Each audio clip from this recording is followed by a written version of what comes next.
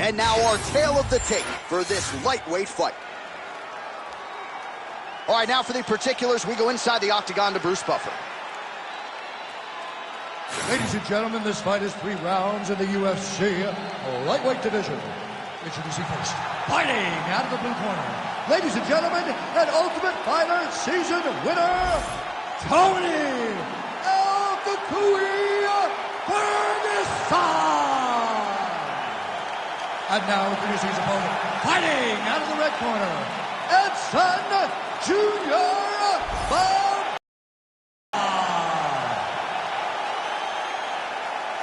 Ready to fight? Ready. Well, there are a lot of dream matchups in this lightweight division, and you can count this one among them. Barboza versus Ferguson here tonight. The first meeting went to Tony by way of the dust job. Yes, this was a fantastic fight. It was nasty. The beating that Tony Ferguson had to take from Edson Barboza to secure that victory was unbelievable to watch. The toughness that he showed is going to be hard to match. If he has to go through that again, we may look at a different winner. Nasty body kick downstairs. Oh, man, I can barely get the Fight Clock sponsor out. These gentlemen are going at it. They are here to fight tonight. I cannot wait for this fight to continue. Big right hand. Back to his feet.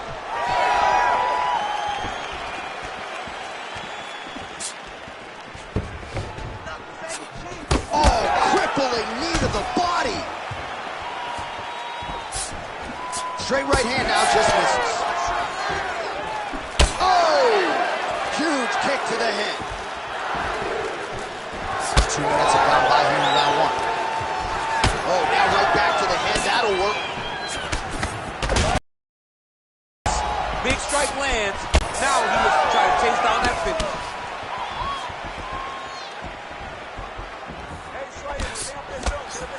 Barboza gets touched by that kick there.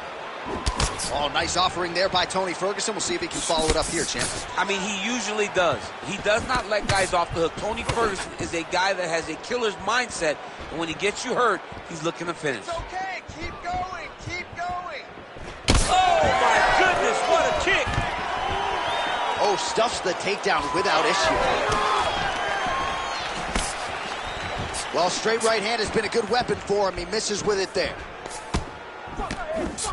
Leg kick. Right hook to the head, blocked. Massive head kick. Oh, huge left. We got to fight, folks. He ate that kick. He took that whole kick, yep. Just out of range with the big right hand. All right, well, you can still attack the thigh, right? We talk so much about calf kicks, but that's been a pretty effective weapon for him here tonight. It's a traditional leg kick. Just throwing your hip, bang, whipping it into the thigh. Beautifully done by this fighter. Big inside kick. Punch right there. His opponent's compromised, DC. It's one thing to land a hard shot. It's another thing completely to land a perfect shot. That was a perfect shot. Round 2 is next. Great work. One match. This round, you want to keep mixing things up. Use your punches, use your knees, use your kicks. I want to see you work that. Well, what a round it was, especially from a striking standpoint. DC, take us through it. High-level striking. I mean, this is what people come through the doors to see. Yes, forehead to forehead, and let it all fly. I'm surprised nobody went out, but it does excite me for the next round. All right, round 2 is here. Edson Barboza versus Tony Ferguson. Well, there was a moment in that previous round when it looked like we weren't going to get to this next round. Here we are. We will see the extent to which he has recovered. Let's see how he recovered over the course of that minute. They were putting water over his head. They were trying to bring him back, but I would advise him to clinch a lot.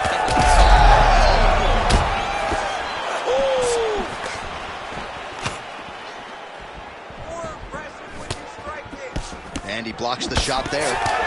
Back and forth we go.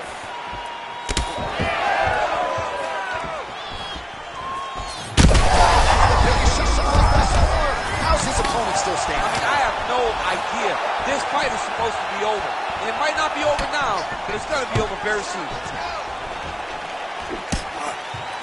Well, his opponent seemed to be stunned to a significant extent, but was able to recover, and it's almost like he let him off the hook. Kind of let him off the hook. He needed to really put his foot on the gas to try to find that finish. Both tough, both durable, both unwilling to take a step backward. What a phenomenal fight. Both fighters throwing heat now. Strong outside leg kick. Oh, that's big.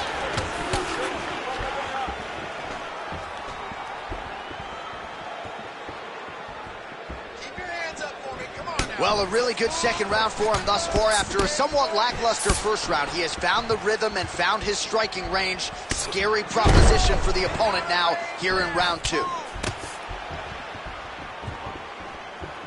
Outstanding kick there by Edson Jr. Barboza. All right, so look at that. A cut has been opened around that eye area. He's taking shots over and over again to that area, and now he's dealing with a cut. We'll work with that jab land. All right, so he continues to land a high volume of strikes. You know, sometimes when you play basketball, you're in the zone. This dude's in the zone. This guy's throwing his basketball in the midst of the ocean. He can't miss with anything that he throws.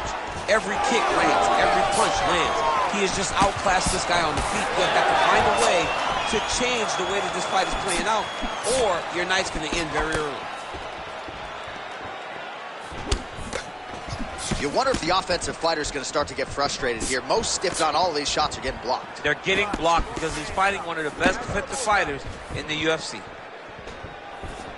Oh, big roundhouse attempt, but unable to land. Just remarkable how Ferguson's chin holds up with all of these big shots. 30 seconds to go in round 2. Picture perfect shot there, DC, and one more of those, he might be out. I mean, the fight is going to be over. I can't believe he's still standing. That shot landed perfect.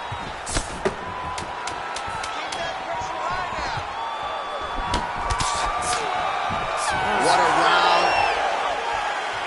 All right, so that's the end of the round. Potential adversity here. He's got a cut on his cheek sustained from that strike in the round. Now the focus becomes maximizing these 60 seconds, shutting that cut and preventing it from becoming a major factor here moving forward. All right, there's the end of the round. So it was a huge strike to the head that stunned his opponent and nearly got him out of there. Yeah, that was a big moment. A big strike lands. His opponent's on wobbly legs. That is exactly what you want to see as you're walking back to your stool. Your opponent staggering back to his corner and being hopeful that he can get it back together before the start of the next round. You ready to fight? Ready. Third round underway. All right, next round is now underway. DC, any major takeaways after the previous 5 minutes? That both of these guys are very evenly matched. The matchmakers did a fantastic job when they put these two in the octagon. So even though it wasn't crazy, you got to see high-level mixed martial arts. Relax. Keep your hands up. Well, he continues to land a high number of strikes here, just like he did in the previous round. This is a world-class display of striking here tonight. Oh, good block there. Oh, huge connection by him there. He needs to get on his bicycle, John. He needs to get into space so that he doesn't get finished.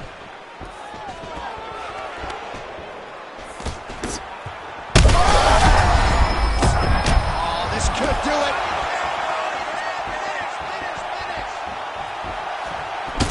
Well, we may have the best cut man. Oh!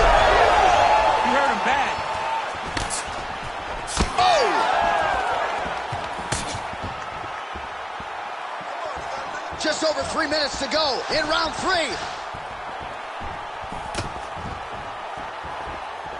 Hands higher. Oh, wow. How about the roundhouse kick?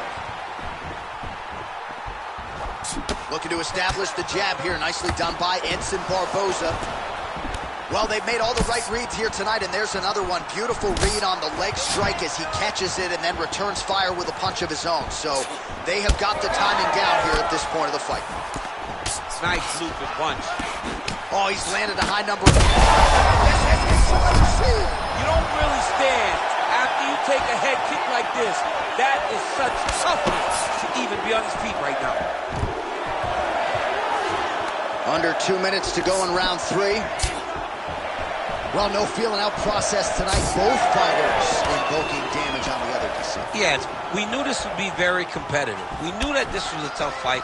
We knew that both guys would be very evenly matched in this fight.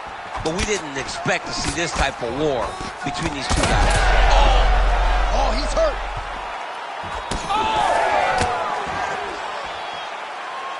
He's hurting him bad, man. That right hook is nasty.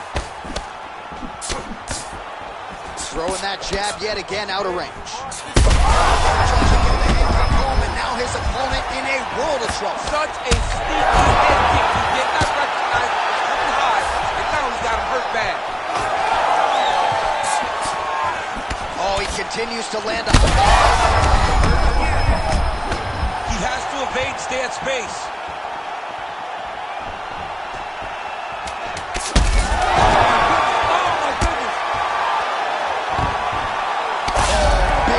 Shots here. What a fight as we go the full 15 minutes, and that is how you close the show. The official decision is in. It resides with Bruce Buffer. For decision. All 3 judges scored this contest 29-28. Declaring the winner by unanimous decision, Tony El Cucuy Ferguson.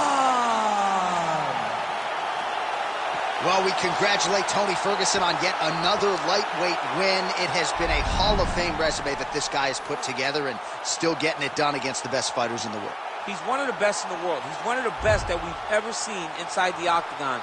He's just a great fighter. He does everything so well. He has a massive amount of belief in everything he brings to the octagon. Tonight, he got the job done again.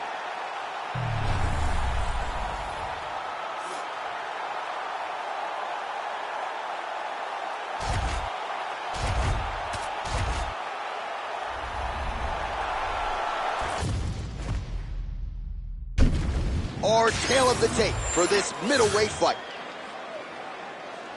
Here's Bruce Buffer. Ladies and gentlemen, this fight is 3 rounds in the UFC middleweight division. Introducing first, fighting out of the blue corner, the ex-murderer on the left, Silva! And now introducing his opponent, fighting out of the red corner, Kill Sonnen!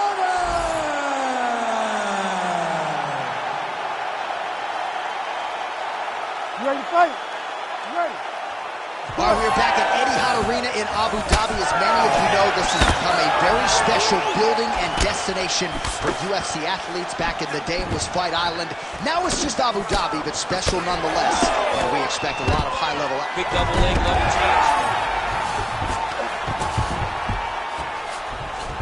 Well, anytime you are in a ground fighting situation with this fighter, you're potentially playing with fire. Now he's got good body position, yup.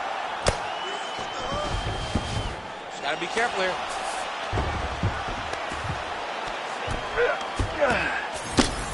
Silva getting peppered here from the top. He's got to figure out a way to cover up. Lands with the ground and pound. Man, another one lands. He's trying to pound his opponent's head through the canvas.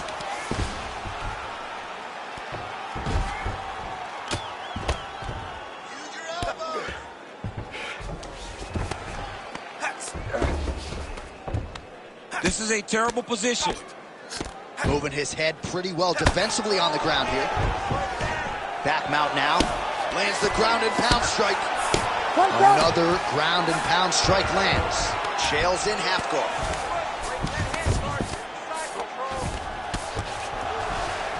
Now inside the closed guard. And he's going to try to find ways to pass and move to a submission. The ground strikes continue to pile up.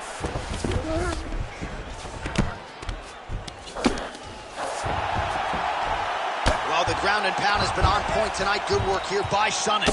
Oh, nice job to split his guard and get the ground strike home again.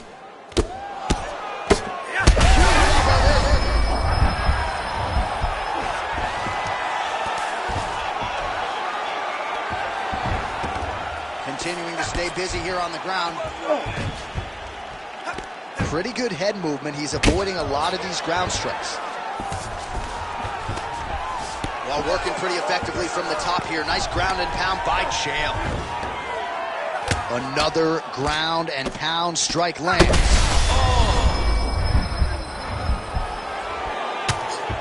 Fight back. Big ground and pound.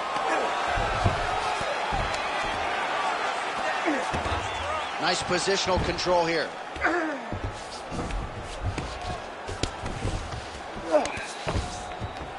Print the shirts, ground and pound. It looks like some swelling is forming after that ground and pound strike lands.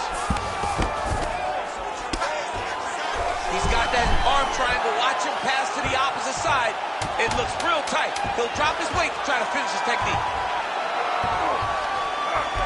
Oh, and there's the horn at the end of the round. How about this fight, folks? You see, he was nearly caught in a submission there right at the end of the round. Saved by the bell. So back to the stool. Mentally probably not in a great place here. We'll see if he can recover and get himself back into this fight. All right, so that's the end of the round. A lot of highlights from which to choose, but his success in that round certainly rooted in his offensive takedown game. And that's what he does, right? He's a grinder. He's the type of guy that wants to get a hold of you, drag you to the floor. It doesn't bother him that much if you get back to your feet. He just wants to continue to make you work the entire time because he understands this type of grind most guys can't keep up with. Ready. All right, let's get to round two. Beautiful hook.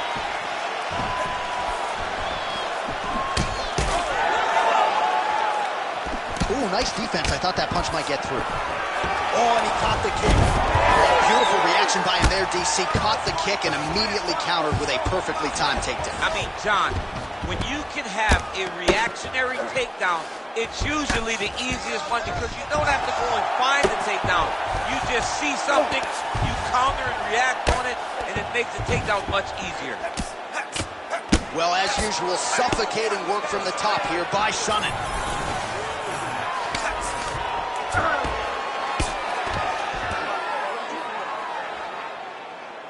Hard to win MMA fights off of your back, but these strikes are useful from the bottom. Outstanding ground and pound here. Somewhat of a lost art in MMA, at least in terms of making sure that every strike counts. Not an issue for him. He's making every single one of them count. He is not pity-patting. He's not touching. Every punch that lands, he wants you to feel it. Oh, pinpoint strike lands there, and not going to help. Sonnen's going for a choke here. Oh, looks like he's got the submission locked in. He's in real trouble.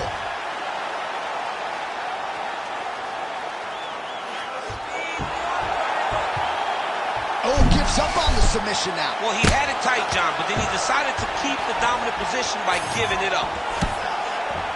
Well, his corner was pretty urgent after round one. A little bit left. A head kick there as it lands, and maybe time to get the bonus checks ready. I mean, this fight is about done. He's got it hurt very bad with his head kick. Now he has to find one more strike to end the night. Oh, that was a really nice takedown. Well, no denying that he rocked him, but couldn't quite get the finish. But he couldn't find the shot that would put him to sleep. He threw a lot of punches, but he couldn't get the one to land on the button that would end the night. Good movement on the ground here defensively by Silva. He cut him. He cut him. So many ground strikes landed that eventually he got him cut.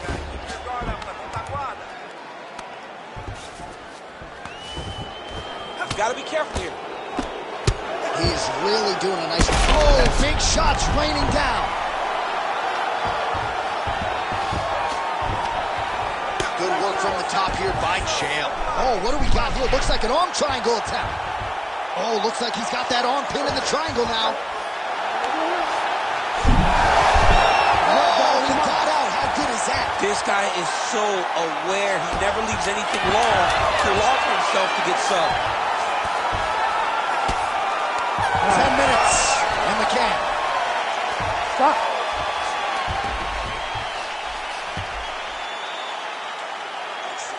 Let's just keep it going. Let's just keep doing the same thing for one more round. We do not want to leave it in the hands of the judges. Okay, let's finish this. All right, we need to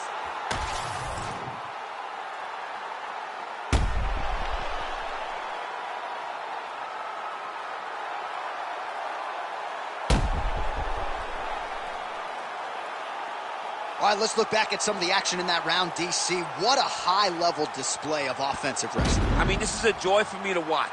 I enjoy watching a guy maintain this level of wrestling for as long as he has done this. He is constantly in his opponent's face. He's constantly taking him down. Getting taken down and getting up is exhausting. Let's see how tired his opponent is at the start of the next round. Chael Sonnen gets caught by the straight punch. All right, gets inside, gets the single collar tie here. All right, so perhaps he's going to have to address something defensively. There is a legitimate cut around his eye. Yeah, he got cut on the eye from that last strike. He's got to pay attention now before it gets worse. Pretty good work with the ground and pound here by Chael. Now he's going full mount.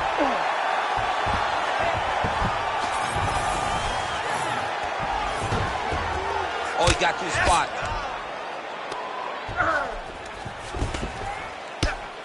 Well, the ground and pound is there once again. Strong work here by Sonnen. Oh, another strike lands from the top. And now he's attempting to choke. Oh, he's got it locked in. He's got that arm triangle deep. Great submission defense on full display by the opponent. Working on the ground here. His opponent's feet on the hips. Well, sometimes our stat guys are stingy with these submission attempt numbers. There have been a lot of them here. Submission defense. Wow, so somehow, some way in this final round, back to the feet. It's like he's playing the lottery, John. He got to his feet now. Does his numbers hit? He has got to hit every button to try to get a finish. Great punch. Oh, he's got him hurting here. Oh, continuing to attack the head as that diving punch lands.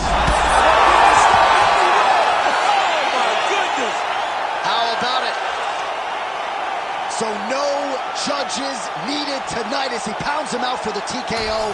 I'm hoping I get an invite to the after party.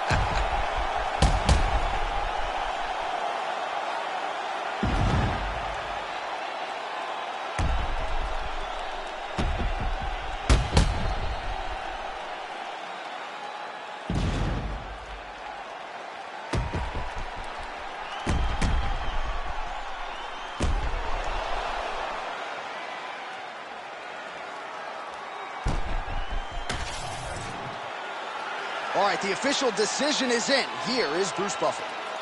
Ladies and gentlemen, referee Herb Dean's called a stop to this contest at 2 minutes, 43 seconds of the third round. Declaring the winner by TKO, Chael Sonnen!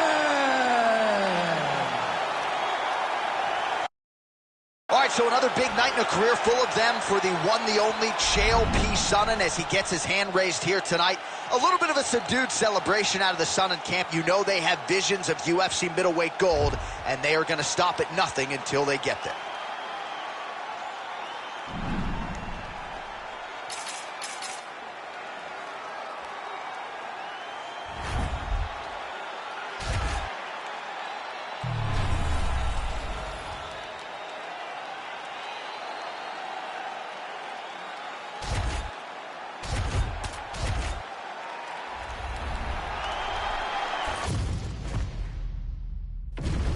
Our tail of the tape for this highly anticipated welterweight fight. We go inside the octagon. Here is Bruce Buffer. Ladies and gentlemen, this fight is 3 rounds in the UFC welterweight division. Introducing first, fighting out of the blue corner, Joaquin Numeza Barclay. And now introducing his opponent, fighting out of the red corner, the future, Ian Machado Gary.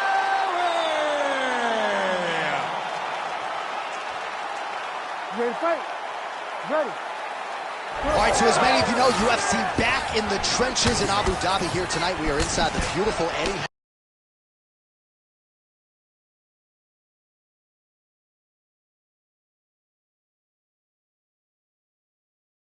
arena where a lot of UFC history has already taken place. It's crazy how quickly this has become a destination for big fights, from Habib retiring, Makhachev's championship, to Poirier beating Conor McGregor.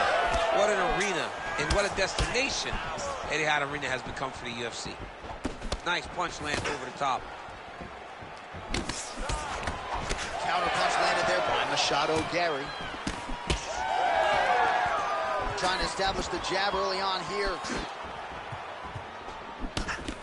That was nice strike. So more output, at least in the early going. Oh, how good was that combo? He is really doing a nice job stringing his shots together now. Big, straight left. Clean with the right hook. Strike lands cleanly there. Couple minutes gone by round one. Right punch is good. The left also flush.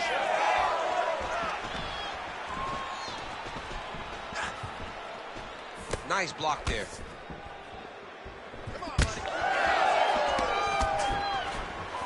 He lands the right hand there.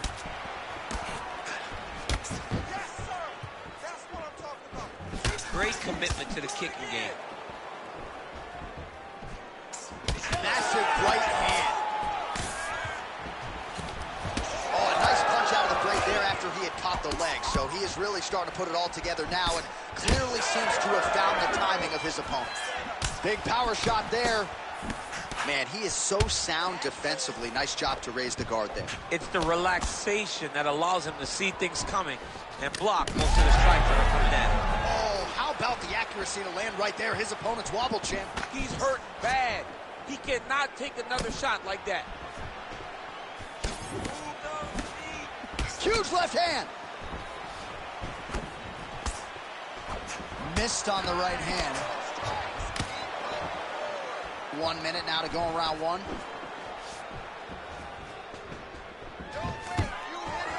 Stuffs the takedown there. How good is his takedown defense? Connects with a right. Good eyes to not take that shot. They're so evenly. Oh, he's got to try to finish here.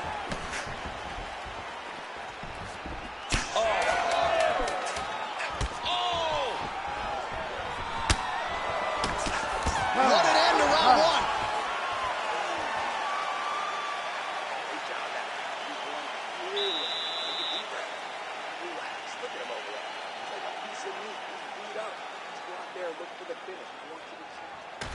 All right, a lot of high-level striking action in that last round. Daniel, take us through it, if you will. Tit for tat. Who has the best chin? It seemed as though they were looking for that answer. Both guys took risk. What a fantastic round.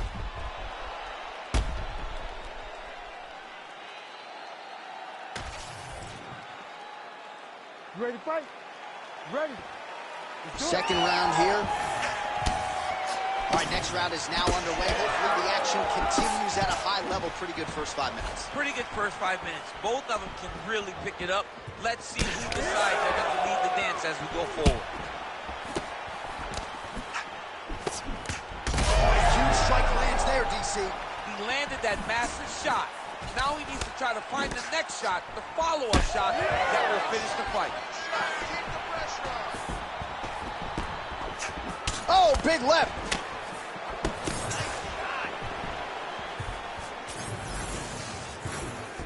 He's looking for that left hand.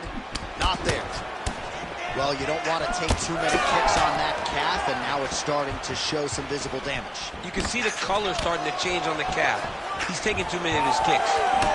Oh, beautiful strike there as he lands up top, and he does so right after catching the leg. So maybe you thought he would catch the leg and go for a takedown. Instead, he goes for the punch, and he certainly found the range on that one. Well, he continues to do a nice job here defensively, protecting his head, raising the guard, and really frustrating the offensive fighter a little bit. Lesson 1 in boxing class, hands up, chin down. Beautiful combination there. If you are teaching an up-and-coming fighter about throwing volume strikes effectively, you can do worse than watching the film on this guy It's a tonight. master class, John. It's a master class in mixing up the target, mixing up the strikes, and ending your combination with the kick. Machado Gary's nose is bleeding now. He's had a huge strike right there. I'm not sure how many more of these his opponent can take. Massive shot. Great job. Machado Gary's looking to pass into half guard here, but he's denied. We'll see what he does here. He postures up and lands to the head. Making all these shots count. All right, feet on the hips here. There it is. Now he's going to mount. All right, so he lands again, just like we saw in the last round, realizing a lot of success with his Muay Thai game tonight. You know, why change it? It's working, and it's working from the very start of the fight. The moment this fight started, this man is landing brutal ground and pound. Well, we got a lot of blood now, ladies and gentlemen. I think my mother just turned off the TV, but every time that area gets targeted, that cut is getting worse. We'll see if he can finish. Pretty good kicks there by Machado Garrett.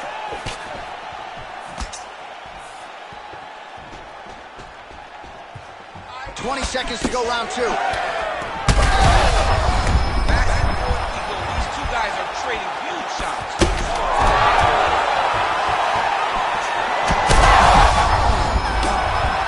Oh, saved by the bell there. The round is over. He got knocked down just before you heard the horn. And, of course, he's only got 60 seconds with which to recover. Not a lot of time to get his head back into this one. All right, so a big knockdown for him, courtesy of that punch in that round. DC, here's a replay. Big moment in the previous round. They were both fighting very well, but when he landed this punch right here that sits his opponent down, it showed that the power is not equal, and if he can land, he does have the ability to damage him.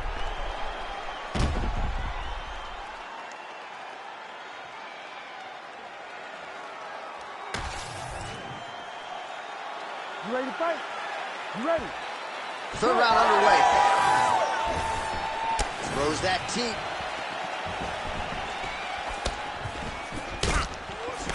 That shot is blocked by Gary. Big elbow there, lands. Oh, shot to the body connects there. He has. He turned his entire body into that uppercut, and it landed exactly as he was hoping for. All right, so an opportunity goes by the boards. He had him stunned, nearly finished, and now his opponent has recovered. His opponent recovered. Now he's got to deal with another good bad.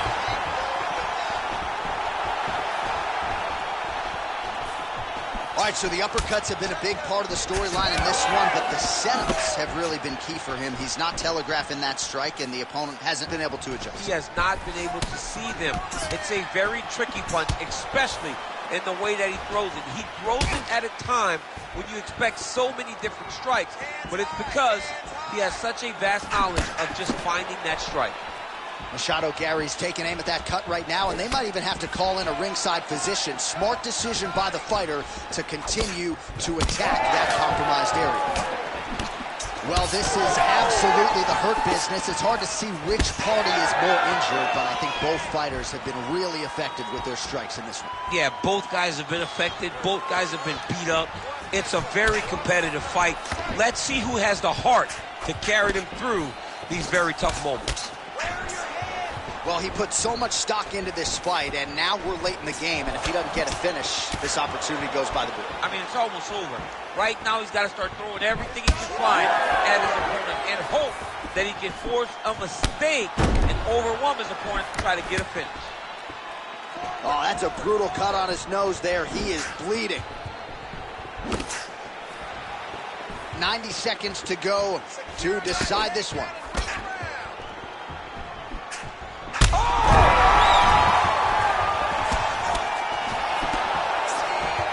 Well, at this point, DC, I'm not sure if he's just biding his time or just trying to get some extra reps, but go finish them. It seems like the guy's playing with his food. You know, he's having a good time. He's in a lot of trouble.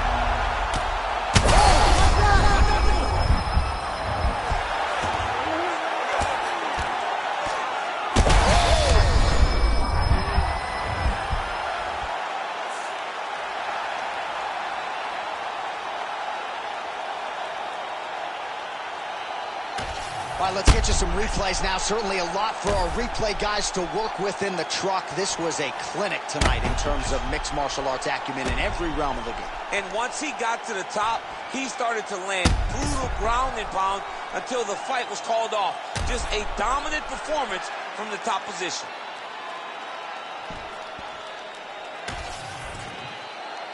The official decision is in. Here's Bruce Buffer. Ladies and gentlemen, referee Herb Dean has called a stop to this contest at 4 minutes, 27 seconds of round number 3. Declaring the winner by knockout, Joaquin Numaza Buckley. Well, he's smiling ear to ear, and why not after a knockout like that? I need a ticket to the after party tonight. I mean, this is what dreams are made of. You dream of the knockout like this, and then the party after, where you and all your coaches get to celebrate the great handiwork.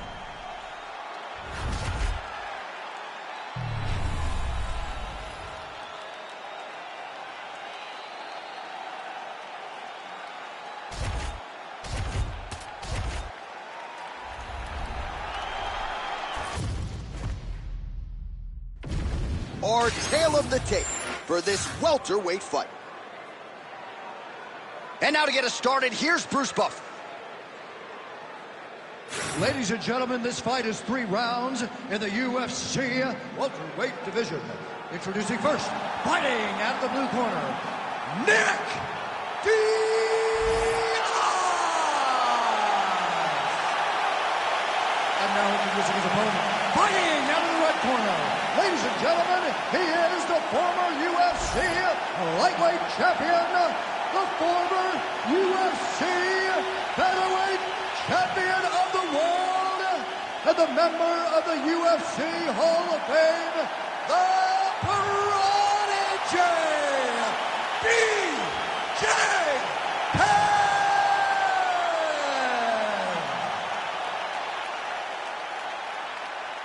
You ready to fight? Ready.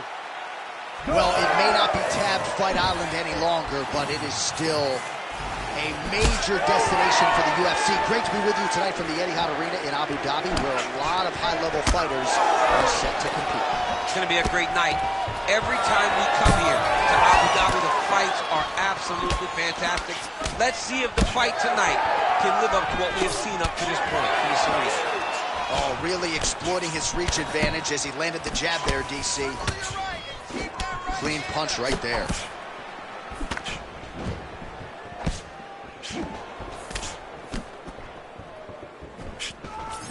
Oh, he missed with that right hand. I give one, I take one. You give one, you take one. That's how this fight is being played out. Oh, how good is this? 1 minute into the fight, and we got a full-on brawl. DC, I'm not sure how he stayed upright. I mean, when you get hit with a shot like that, to stay standing shows and talks to your toughness. Oh, my goodness! 3 minutes now to go in this one. Nice strike. So he needs to mix it up. He needs to start kicking more. All right, so he's landed a few big uppercuts already. And DC, I know you're in the prediction business. You think he's going to set it up again? I am certain he's going to try and set that up again. Expect it to come off of a left. They're going at it here. Huge shots landing on both sides.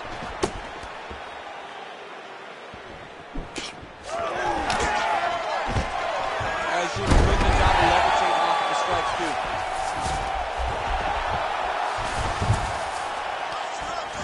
This is where he wants to be. Oh, his opponent squirming like a fish out of water now. The ground and pound is on point. This could very well be the beginning of the end. This could be the beginning of the end.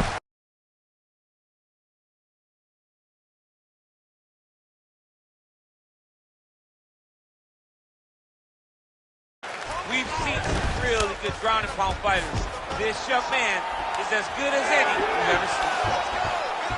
All right, so the fighter's able to reverse position on the ground, and now he's got the dominant position. Yeah, what a great job recognizing that once he got the reversal, he went right to his offense. He didn't wait, John. He did a good job while his opponent goes, oh my goodness, I lost the position, he said, no, we're not done. I'm going to get to a dominant position myself. All right, we'll see if he can apply pressure inside his opponent's guard here, DC. Penn's right back to the full mount. Posturing up now. And now the damage is about to start.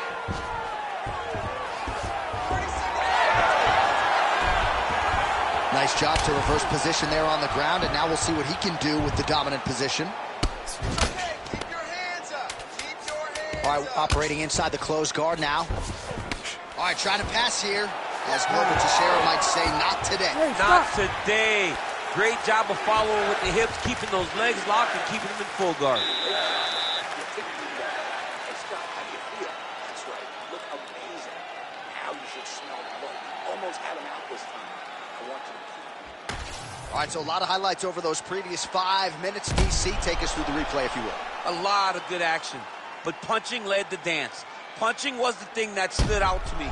That allowed him to take control of the round.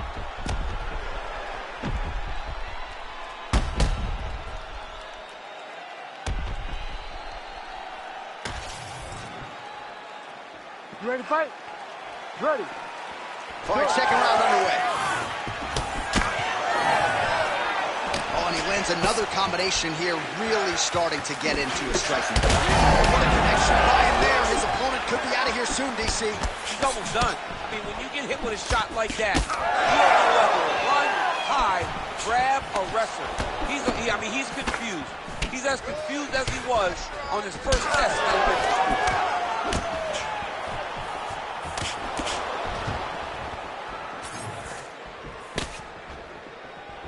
All right, so we didn't see any takedown attempts from the BJJ player in round 1, and as yet, he still hasn't attempted to take this fight to the ground. Very surprising approach by this guy.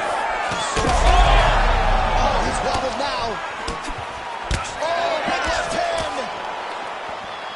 Keep your hands up. Use your footwork now. Okay. Oh, effective use of the jab by Diaz.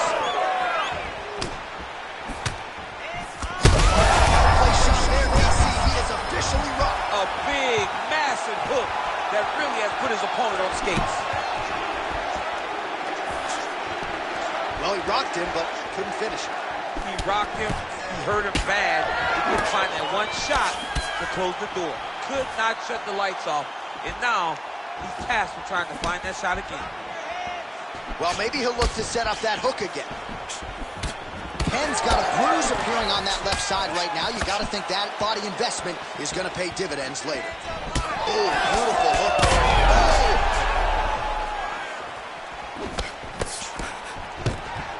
Oh, nice level change. Penn's trying to get a triangle submission here. Oh, compromising spot here. Triangle choke is locked in. An attacking armbar. Oh, how good is that as he gets out? That is great submission defense, keeping everything short and not allowing his opponent to get the submission victory. Well, you know he's comfortable fighting off his back. Oh, Diaz's cheek looks like it's cut here, starting to bleed a little bit now. Fighter trying to pass here, but gets denied. Gets denied. Great job, great recognition of seeing what your opponent was trying to do. Oh, these are some serious power punches from the top by BJ Penn. Oh, big elbow. Nice defense. Watch a good ground and pound by him here, certainly staying busy, and not just busy, but effective. You can just throw punches to keep the referee off you. This guy is throwing punches to be effective, to throw damaging strikes. He's doing a fantastic job. Diaz's eye starting to close up. Got to get that end swell on it between rounds if we get there. He's having his way with him here. Final seconds here.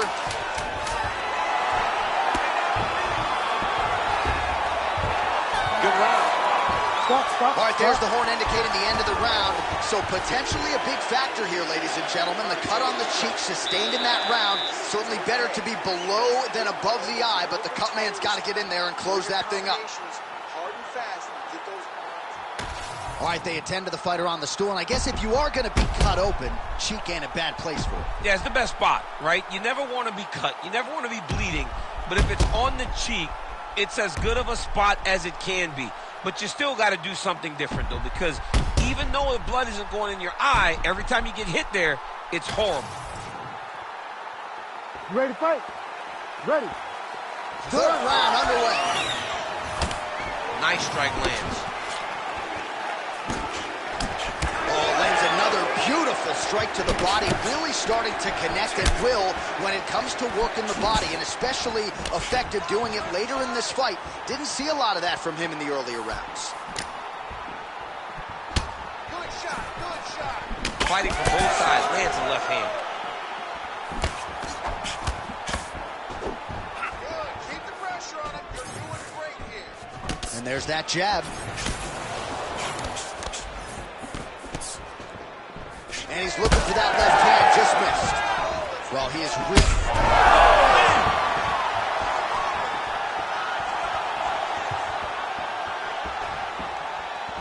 Well, that left hand has been there at times, not on that attempt. Oh, huge shot finds the target there. Great shot lands.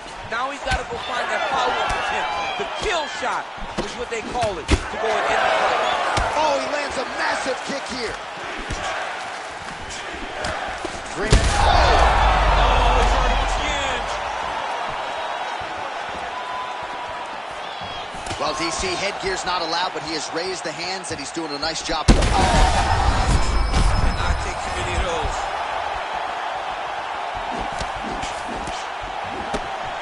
Well, DC kind of just playing with him at this point, right? You'd think he's got to go in and just get him out of there. Well, he's trying, but he gets a little bit anxious, so he starts to throw a lot of punches and not the right punches. And because he's throwing so much, he keeps missing, and by doing that, he's missing chances to end this fight. All right, so now blood is a factor. Oh, guillotine here. It's tight, it's tight. Oh, he is out. How good is that? That is phenomenal submission defense by this young man. Oh, going for the armbar now. That might be tight. What a tight armbar. You gotta be kidding me. How did he get out? He just stayed calm. He was able to withstand the fire, and now he finds himself out and safe. Ooh, right into side control, DC. This is where you want to be now because you get to make your opponent decide. They try to turn back into you, you can attack guillotine. If they turn away to try to get to your knees, you throw your hooks in, and you got all your rear choke submissions. Well, he's on his back, but he's moving his big shots landed by him now. Hard ground and pound shot there, and yes, it was hard. Opened him right up. Moving his head here on the ground, champ. I mean, this guy is very active off of his back, and it helps him to evade those strikes. Well, the ground and pound has been on point tonight. Good work here by Penn.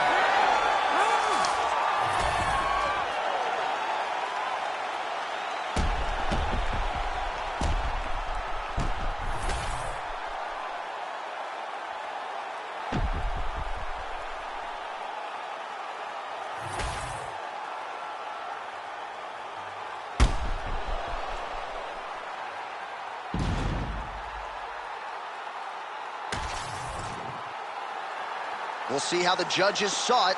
Here is Bruce Buffer. Ladies and gentlemen, after 3 rounds, we go to the judges' scorecards for a decision. All 3 judges scored the contest 30-27. Declared the winner by unanimous decision, the Prodigy, B.J. Penn!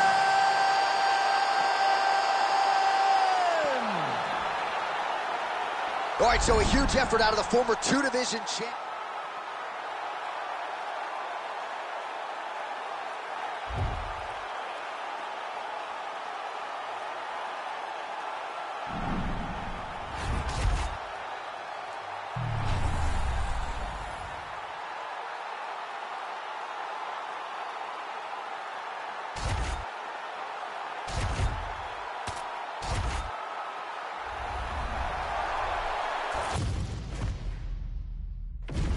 And now our tail of the tape for this heavyweight fight.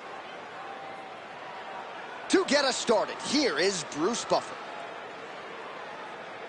Ladies and gentlemen, this fight is 3 rounds in the UFC heavyweight division. Introducing first, fighting out of the blue corner, Andre the Pitbull Arlovski. 5 And now introducing his opponent, fighting out of the red corner, Kimbo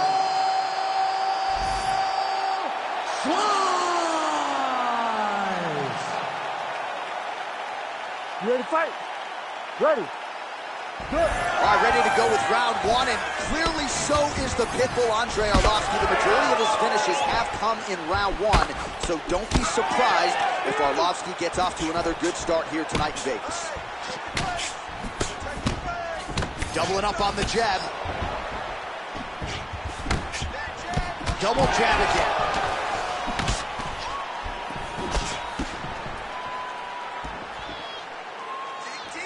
Slice gets tattooed by that straight punch. Beautiful defensive skills on this fight. Man, these guys have some chins on them. Huge shots being landed on both sides. Oh, man, both of these guys didn't really take a shot.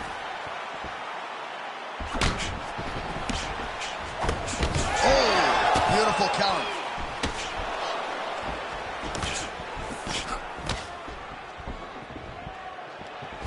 Oh, vintage Andrei Arlovski boxing there. This is a man with more than 2 decades in the game and still learning, still has an appetite for improvement, and he can do a whole lot worse than American Top Team when it comes to elite training partners and coaches.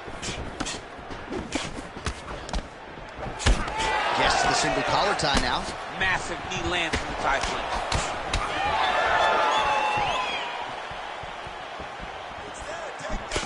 Punch to the body is blocked. That is a huge shot right there, DC. You don't want to eat too many more of those. No, and he needs to start looking to finish now because he's got his opponent hurt very bad.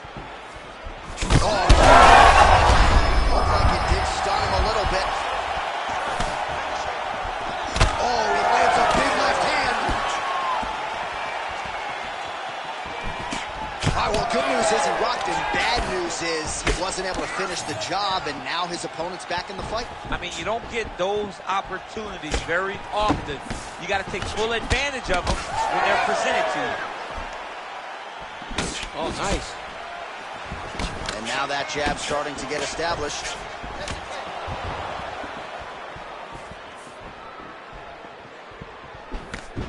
Circling away towards the left now. And they clinch. Look for him now to drive his opponent to the side of the octagon. This might be the biggest shot of this entire fight. He landed a massive hook to put his opponent on wobbly legs. Oh, huge shots being landed on both sides. Arlovski's nose is bleeding now, so we'll see how he handles that adversity, but nothing ideal about it here in the middle of this fight. Timely defense there, huge block for him. Collar tie here in the clinch. 5 minutes in the books.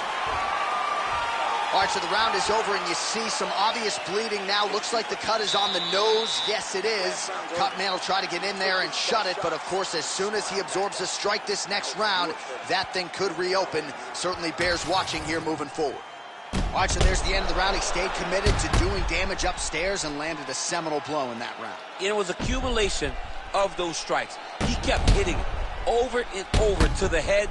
Eventually, he found the one that really did damage his opponent.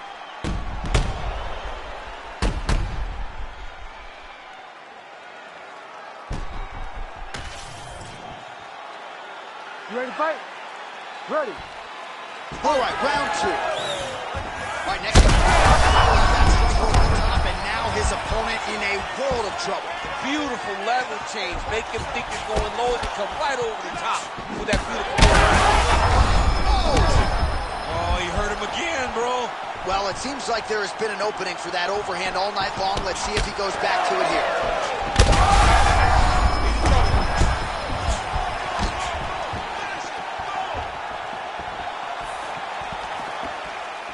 Back to the left hand now, unable to connect.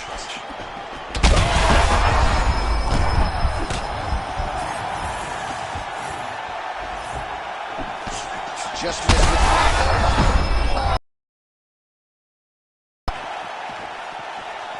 That was lightning fast, that right hand.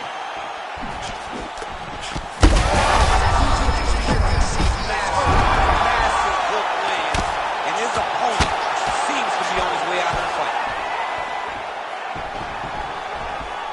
Look at that. Recognize he's about to lose position. Oh, these ground strikes are just brutal. Oh, nicely done there as he escapes back to his feet.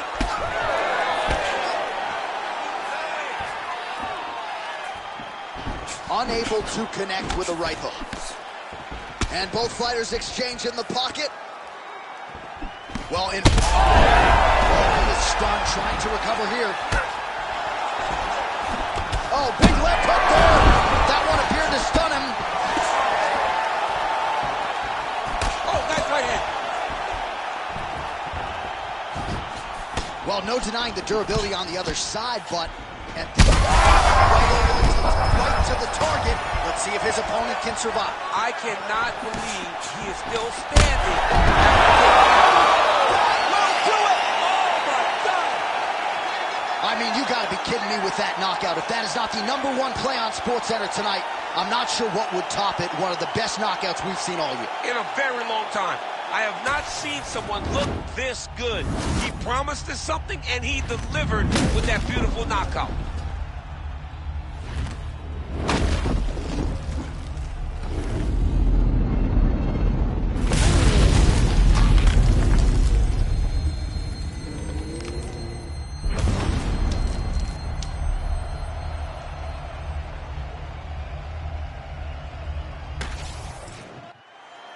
Let's go to Bruce Buffer inside the octagon with the official decision. Ladies and gentlemen, referee Herb Deans called a stop to this contest at 3 minutes, 17 seconds of round number 2.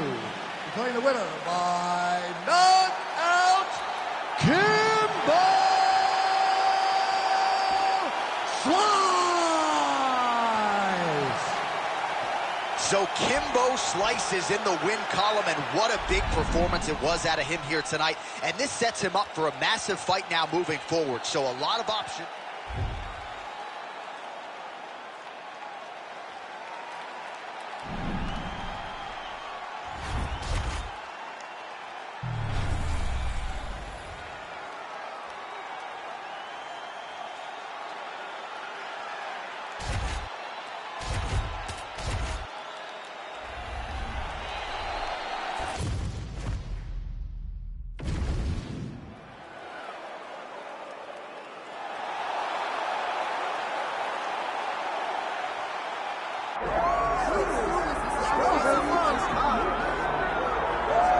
Well, if he is not the greatest UFC featherweight champion in the promotion's history, he is certainly on the short list. That 13-fight winning streak that he put together at 145 pounds, likely something, DC, that will never be duplicated in this division. Yes, it'll be very tough because it's such a tough division. The guys that he had to beat in order to go on a 13-fight win streak was unbelievable. It was unreal to see the names on that list that Max Holloway beat. But the crowning moment was when he beat Jose Aldo twice to win and keep his UFC featherweight championship, and then he only topped that in the destruction of Brian Ortega. Max Holloway is one of the best fighters, if not the best fighter 145 pounds has ever seen. And with respect to Jose Aldo, Conor McGregor, and anybody else, the UFC featherweight record books read like Max Holloway's Wikipedia page. We'll see if he can add to that total here tonight. Max Holloway has graced the octagon. He's ready to fight.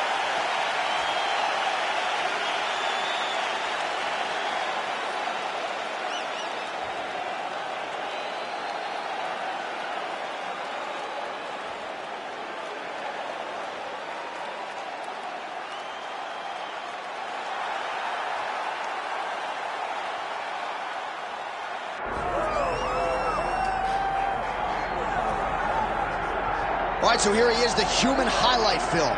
With respect to Dominique Wilkins in MMA, that is Justin Gaethje, former UFC interim lightweight champion, and man, he is must-see television. I'm not sure any fighter really has that type of relationship with the fan base in terms of instant electricity like Justin Gaethje. I mean, Justin Gaethje has a magnetic appeal to people watching fights because you know that you're going to see a guy that goes out there and lays it all out on the line. But in tonight's fight, he has an opponent that's willing to do the same thing. Maybe not as well known, but a guy that is willing and wants to engage in the tough fight. And when that happens, we may be in line for another Justin Gaethje, Michael Chandler fight, which we all love. Oh, yeah. And Gaethje does believe a win tonight is going to put him exactly where he needs to be. But, of course, easier said than done against this also elite competition.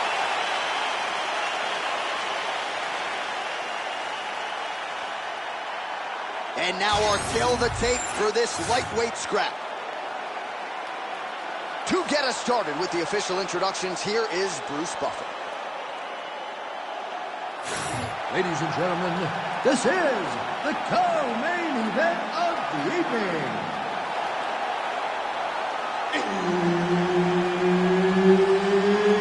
It's time! This fight is 5 rounds in the UFC lightweight division. Introducing first, fighting out of the blue corner, presenting the former UFC featherweight champion of the world, Max Blast Holloway. And now introducing his opponent, fighting out of the red corner, Justin the Highlight Gaethje. Herb Dean, third man in the octagon tonight. All right, so here is the former UFC interim lightweight champion, Justin Gaethje, as we get this early round underway. He believes he has a decided striking advantage in this matchup, and even though he can counter with the best of them, he said he's going to go on the offensive and maybe take some risks here tonight.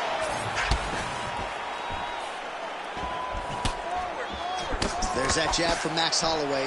Didn't take him long to find a home for that tonight. I mean, Max Holloway constantly fights behind the jab, and you would expect it at the start of every single fight. The jab leads to everything else that he does inside the octagon.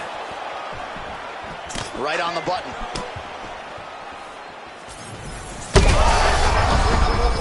This fight's going to be over. What a great way of mixing up his attack. He didn't stay low, and now he's got him hurt very badly. Holloway getting absolutely worked here from the top. These are some very effective ground and pound strikes. All right, full guard here, DC. We'll see how soon he tries to pass. Well, he needs to be passing immediately. In the full guard is where you are in most danger as a top fighter, because they have all of their submissions. Right. They have the guillotine, they have the armbar, they have the kimuras, they have all their locks when they're in the full guard. So if you pass, you really do limit the danger that you're in from the top position. Oh, strong punch there by Holloway. Ooh, big shot lands. Oh, look at him snap off the jab. That's pretty to watch. Beautiful employment of the jab here. Well, nice job by Gaethje to land and then roll with the punches. We talk a lot about his legendary chin, but maybe he doesn't get enough credit for the striking defense and his ability to move that head off the center line. Engages in the single collar tie. Holloway's forehead is bleeding now. Cut is open. Relax, relax. Keep your hands up, moving out. Good defense blocking that punch.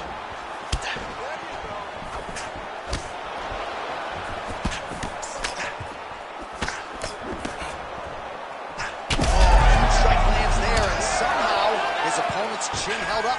His opponent's chin held up.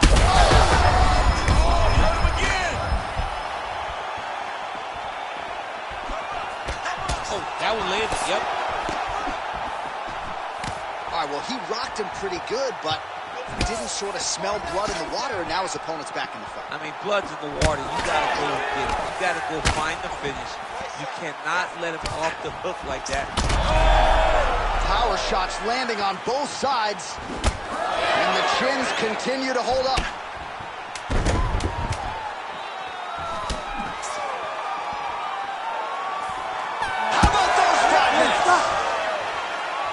All right, heading back to the corner, and Holloway's bleeding from the forehead here a bit. Hopefully they can get that under control so it doesn't trickle down into his eyes in the next round. Let's get that head moving and start popping that jab. All right, let us now take a look back at some of the replays, Daniel, from that previous round.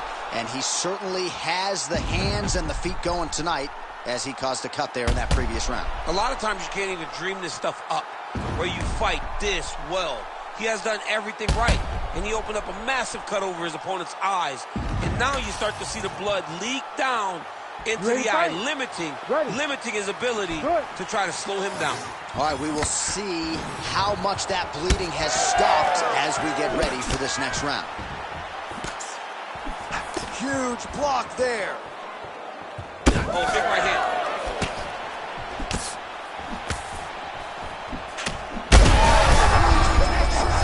He landed it perfectly. Perfect placement. Perfect position. What a huge blow in a big moment in this fight. What a nasty elbow landed from the top position. Oh, and he escapes up to his feet. Very nice. Big knee lands right to the opponent's midsection. Oh, now gets an underhook to get a more dominant position. Well, he was setting up the hooks early and often tonight. But he's in a lot of trouble. And this is a great fight. These guys are just letting it all hang out. Great defensive skills. He blocked that punch. Oh! Oh, nice kick. Still plenty of time to go here, round two. Oh, crippling uppercut. Well, he was knocked down by his opponent earlier in the round, and I'm not sure he's mentally back in this fight. Well, it's hard to build back from something like that. But as you watch, he's trying, but we don't know what type of dialogue is going on within himself right now in regards to him believing or not having much confidence in his approach to this fight. Well, we'll see if he can turn this defense into offense, but he's doing a great job blocking shots here tonight. As of right now, he's thinking more defensively, and he's doing a great job of not taking any damage. Man, is he landing a high volume of strikes here in round two. Definitely picking up the pace after round one. So we got the message from the coach. How's his opponent still standing? I mean, I have no idea. This fight is supposed to be over. It might not be over now, but it's going to be over very soon. So fighter a little bit stunned, holding on to him now, not doing a ton, just looking to recover. Holloway's bleeding from the mouth, Daniel. Looks as though there's a cut on his lip. Thankfully, he's a lot tougher than I am. Both fighters exchange in the pocket here.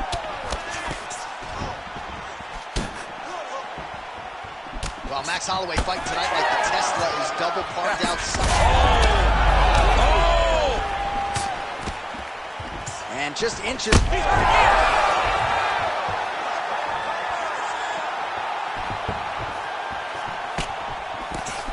Holloway's really having a hard time putting weight on that leg now. You can see the obvious limp, and a lot of that is due to the leg kicks courtesy of his opponent. And the horn sounds on round two. All right, so the round is over. You see, obviously, the fighter has a cut on his cheek sustained in that round, but better to be below the eye than above it. The cut man is in there trying to close it up. So the crowd voicing its appreciation after that round. We had a knockdown courtesy of a punch midway through. DC, here's your highlight. It was straight. He threw him in combination and landed that big punch that really did hurt his opponent. Lesser men would have been done. He's got a tough guy in front of him. He will have to go back to this again. He will have to get back to this action if he wants to get the desired finish.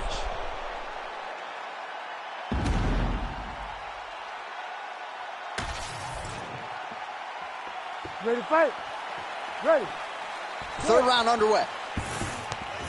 All right, so here we go. The crowd on its feet as this next round gets underway. You saw in the previous round, both fighters got rocked. I don't think the scorecards are going to be needed for this one. No, the scorecards will not be needed. If we continue to fight as we did in the previous round. Big strike lands. Big strike lands. Now he looks to try to chase down that finish. Well, the hands are up, but the double jab gets through. Well, we wondered earlier why there weren't as many body strikes. He's making up for lost time here. Shot to the body connects, and that bears watching. That's the He's got him hurt here.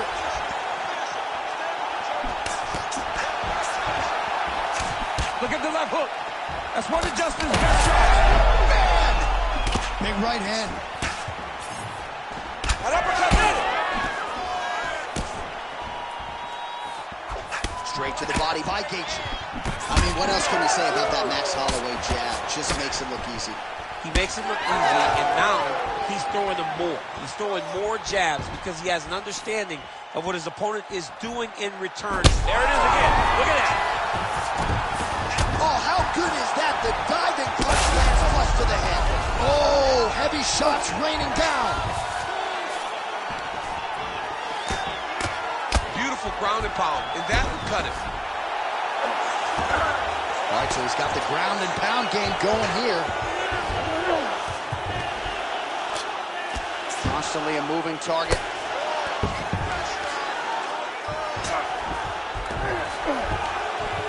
Well, working pretty effectively from the top here. Nice ground and pound by Holloway. Man, he's killing it on the ground. Another strike gets through. Ref won't help you here. Just as the referee will never take a guy out of mount, they will not take a guy off of your back. You have to get him out of this position. These are big shots, and they're not glancing blows. When he's throwing, he is landing so clean that his head is starting off the mat. Holloway's eye is closing up. So the crowd absolutely loving it as these fighters work their way back to the feet. The fighters are back to their feet now, and they can take.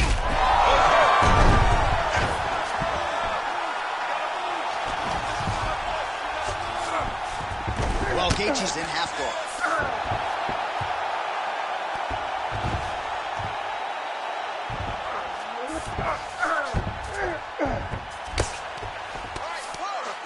Get them out here. He's got to be careful here. Oh, big shots here. That is it! Justin Gaethje! Holy smokes! So how about that as he pounds him out for the TKO? Prioritized the finish tonight. Absolutely gets it with style points. A huge result here in this arena tonight. It's always fun to see an athlete tell you what they're going to do, and then they do it. This guy told us he was going to get a finish, and that's exactly what he did. Him and his team are going to have a fantastic time tonight celebrating. They should all be very proud.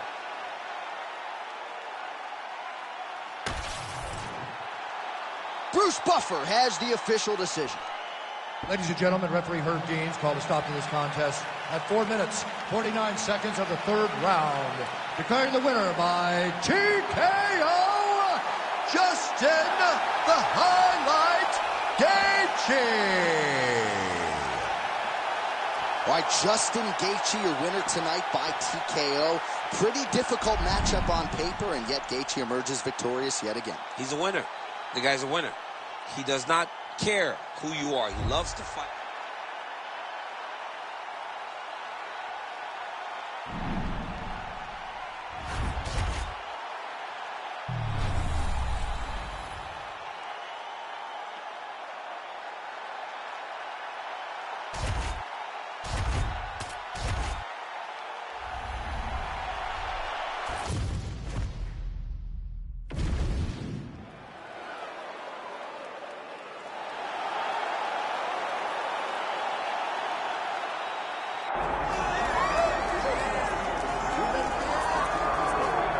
All right, here he is, the charismatic UFC lightweight contender and former Bellator champion, Iron Michael Chandler.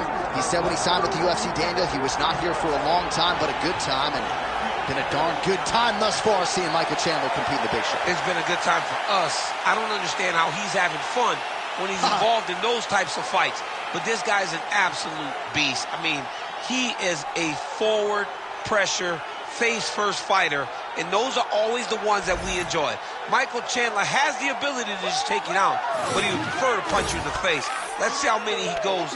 Let's see how many he can land tonight as he steps to the octagon. And plus athlete doesn't even begin to describe it. Let's see how it goes for Michael Chandler in another big spot tonight.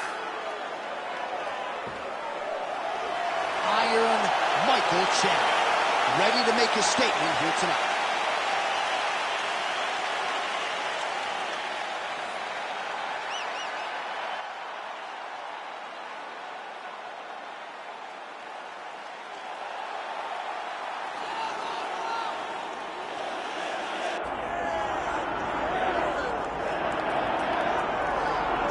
Oh, well, what else can you say about the career resurgence of Charles "Du Bronx" Oliveira? Cut his teeth in the UFC. Late 2017, he had lost 3 of 4. Nobody was talking about him. And then he goes on to produce one of the greatest winning streaks in UFC lightweight history. Well, he did a great job just rebuilding, refocusing, shifting the mindset from having issues at times when it got tough to getting through the tough and dominating guys. Many relied on him going back to that guy from before. That guy disappeared on that championship run. Charles Oliveira is a beast, and we will see if tonight he gets his hand raised and he proves once again why he's one of the best lightweights in the world. Don't look for too much in terms of risk management, though. Even given what happened in the Islam Makhachev fight, Charles Oliveira is an aggressive, high-octane, offensive fighter, and that is the expectation as to what we will see here tonight.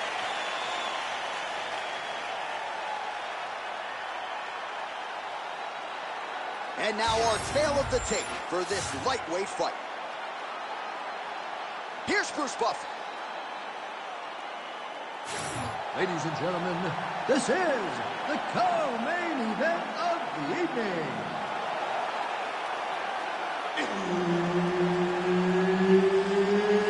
It's time! This fight is 5 rounds in the UFC lightweight division. Introducing first, fighting out of the blue corner, Iron Michael Chandler! And now introducing his opponent, fighting out of the red corner, Charles "Du Bronx" Oliveira! Herb Dean, our referee for this one. Oh, well, this year, Etihad Arena in Abu Dhabi is quickly becoming an established spot here on the UFC event calendar. We are back and feeling all of that energy and then some here tonight. I mean, it's beautiful. I remember taking a tour of it before it was ready. Dana and I went on a tour of Etihad Arena, and it was everything that they promised. Beautiful venue, and they've had some tremendous fights for an event and for an arena. Oh, judo toss made it look easy. Big knee there. All right, so there's that power right from Michael Chandler. He talked a lot about mixing it up this week, but that right hand is his weapon of choice, and he found the button early. It is his weapon of choice. He gets to the flying knee. Real sneaky body kick. Well, he keeps going back to the well with that left hand, just out of range. Massive body kick land. Perfect execution as he gets the single leg takedown. All right, so there's the early takedown for the decorated grappler. Exactly what he wanted to do tonight. Exactly what he needed to do if he's going to want to win this fight. You've got to put this guy on his back early, and you've got to put him on his back often. Keep past the half guard.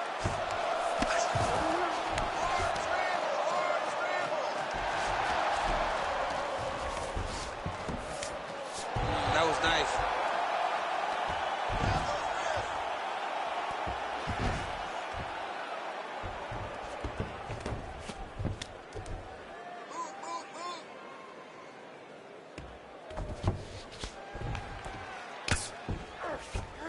Oh, he's got to be careful there, yep. Man, great job finding a way out, finding an escape to get back to your feet. Oh, nice. The power of Chandler is a sight to behold, man. He's so dangerous, so strong physically, and he has so much belief in his strength and his ability to fight at a high pace that he won't slow down.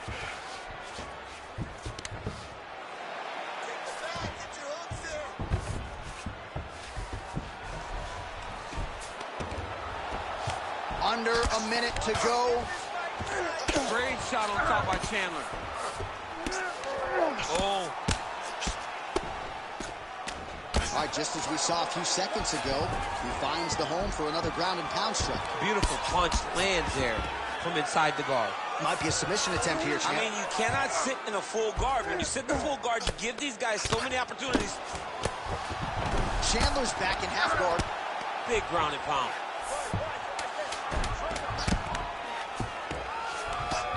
Well, this is exactly what you like to see. Nice combination of ground and pound punches punches. Outstanding pressure and activity by Chandler. Great job last round. Same thing this round. Your ground control is unbelievable. I've never seen somebody with such control down there. All right, a lot of tremendous striking action in that last round, DC. I know you don't have a telestrator, but take us through the replay. I mean, I would love to have my telestrator right now. That was a great display of high-level mixed martial arts striking. Both combatants stood toe-to-toe and let it all hang out.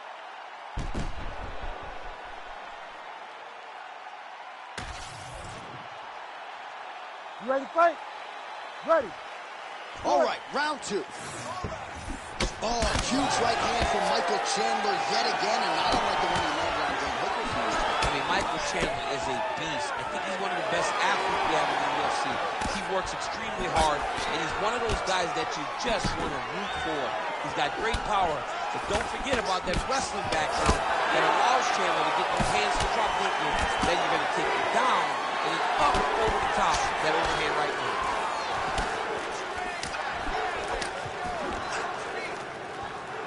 All right, good job by him there to raise the guard and protects his head. He's doing a good job of keeping the guard high, blocking his head, making sure he's not taking those damaging strikes up top. Oliveira's in half guard. All right, closed guard now. All right, side control now, DC. You know he's in his element on the ground. A lot of tricks up his sleeve. A lot of tricks. Oliveira's trying to lock up on a submission now. Oh, he's got that arm tight now. Starting to get it in there deep.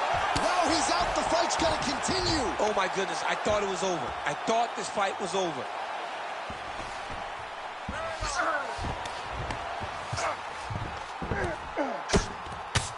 Excellent ground and pound there by Chandler.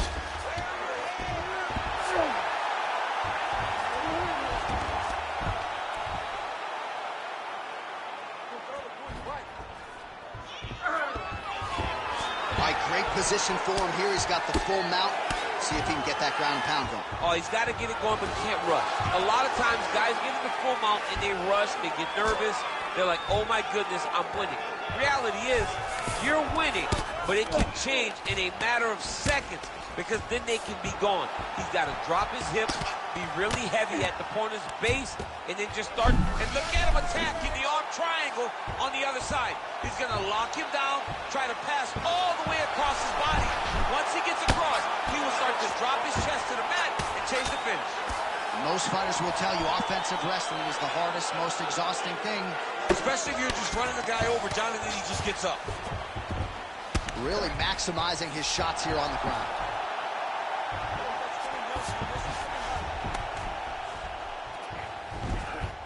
Yep, got to be very careful there.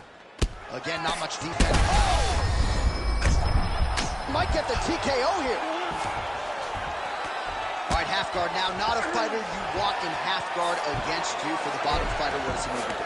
He needs to secure his underhook. He's got to be fighting for underhook. One of the most key things you can do as a bottom fighter stuck in half guard is try to frame. Darce shoulder tip here. That Darce is tight.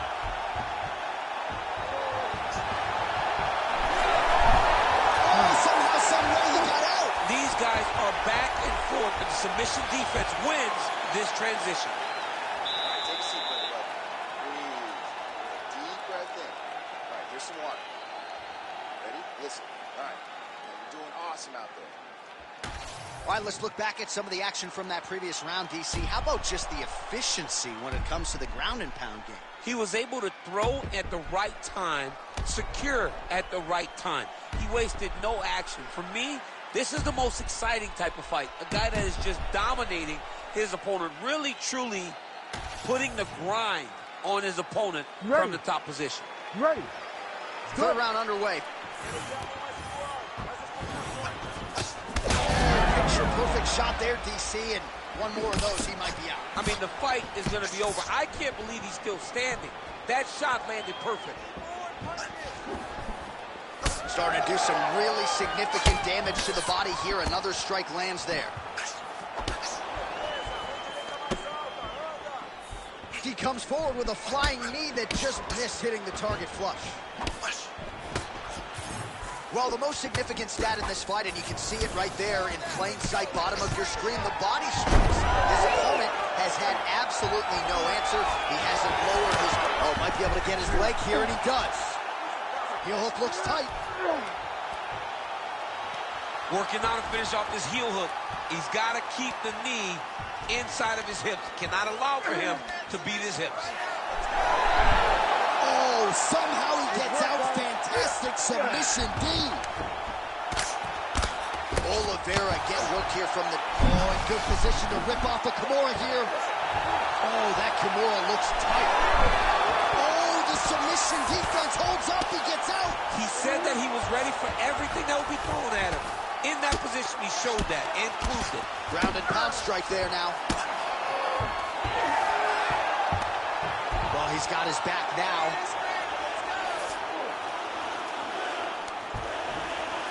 We have crossed the midpoint of this fight. Nice transition. Oliveira's back in full mount. Can't get it. Good awareness by the defensive fighter.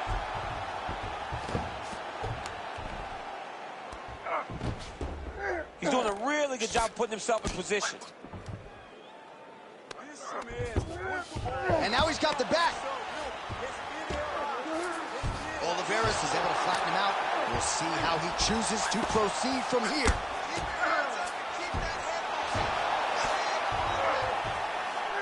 Oh, right into mount. Chandler getting work from the top here. These ground and pound strikes very effective. Let's see if he tries to work his way back to his feet. All right, setting up for a submission now. Oh, real good submission attempt now. That one looks tight. Oh, that's a flush elbow from the bottom. Well played.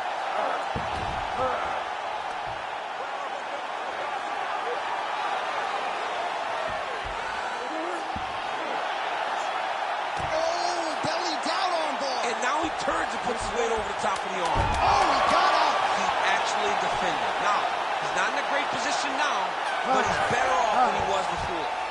Oh, what a round. How good was that? All right, take a deep breath. Breathe. In through that nose, out through that mouth. All right, good. Listen, you can't stand there and let him tear on you. All right, we now take a look back at some of the highlights from that last round, DC. A lot for the replay guys to choose from. I mean, these guys are going to be very busy trying to find what replay to show you guys. Lands on both sides of the octagon. Both guys fought great. What a phenomenal round. All right, so there's the end of the round. You know, few things more exciting in mixed martial arts than a submission, and he nearly had one there. He almost had it. He had it locked in. He thought the fight was over, but his opponent was able to escape. But the next time, if he goes back to that position, maybe he gets the finish he wants so bad. Oh, he continues to attack the body yet again here, just as he did in the previous round. Effective good right hand there by Oliveira.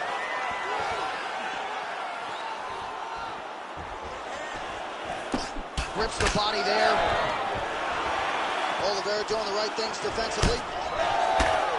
Well, now you see some visible damage on the side underneath the elbow. He told us he was going to invest in the body. He hasn't missed a whole lot tonight. You didn't expect him to do it this effectively. He's done a fantastic job of following the game plan. He's got to start throwing down. Pretty athletic off his back to avoid that strike from the top. Hammer fist here by Oliveira. Making all these shots count.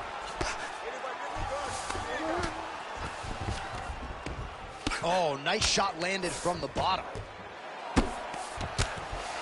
All right, working inside his opponent's guard here. You cannot sit in these jiu-jitsu guys' guard. And you can't have one arm in, one arm out. Guys will start throwing up legs, chasing triangles. Under 3 minutes to go in round 4. Gonna try to take his opponents back here, and he does. Rear naked choke. Oh, that's getting deep. He's out. What submission defense on display. Excellent ground and pound strikes here by Oliveira. Champ, these submission setups aren't that bad, but he keeps getting denied. Yeah, because he's not panicking. He's taking his time. He knows what to do whenever something is coming in his direction. It's beautiful. It's beautiful to watch a guy comfortable even when he's under attack. Beautiful transition. Oliveira's in half guard now. Under 90 seconds to go. Great defense by this fighter.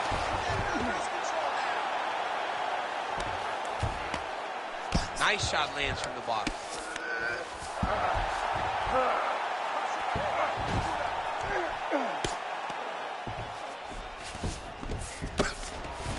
Well, as usual, suffocating work from the top here by Oliveira. Oh, staying busy from top position. He lands another ground strike there.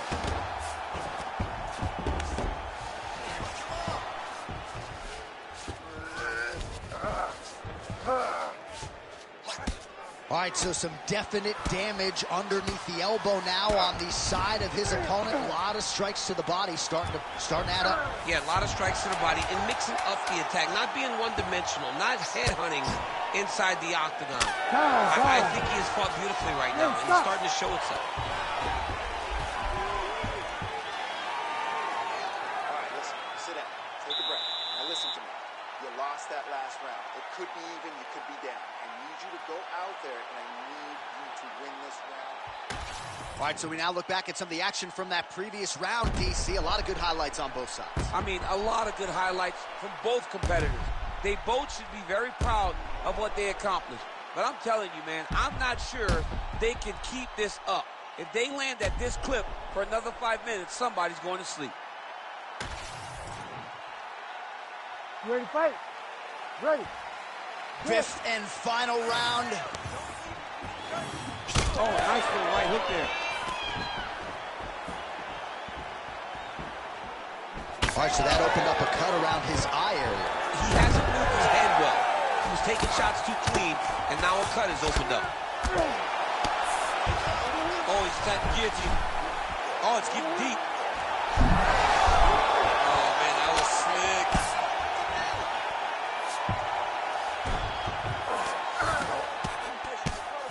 Good work from the top here by Michael Chandler. Another ground and pound strike gets home. Now he's got good body position, yup.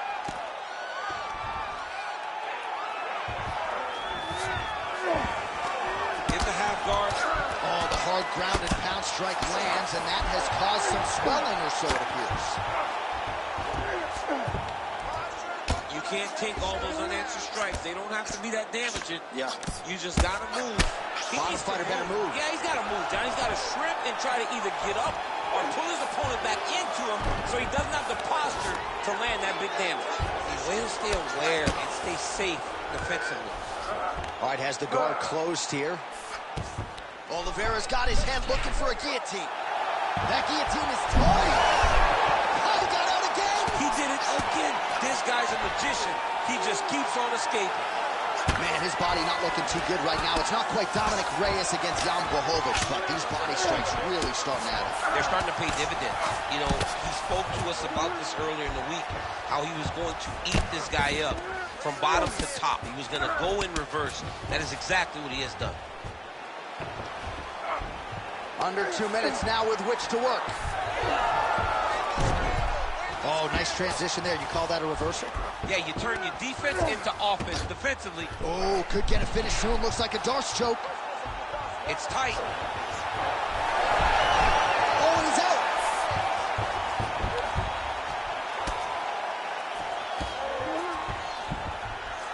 Pretty good work with the ground and pound here by Chandler.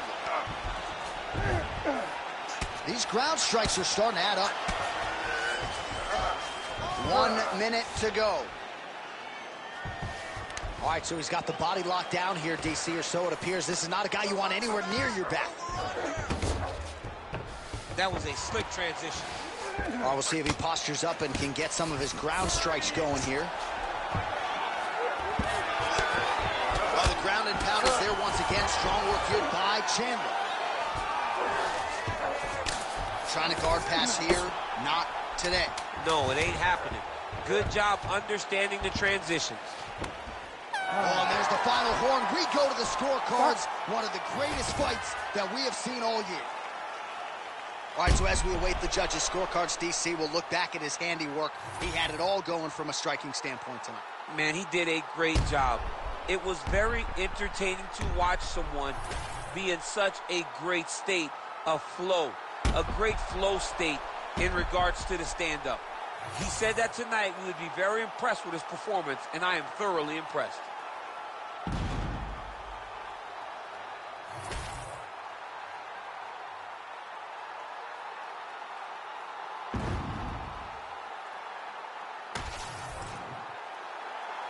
Official decision now in. The buff has it.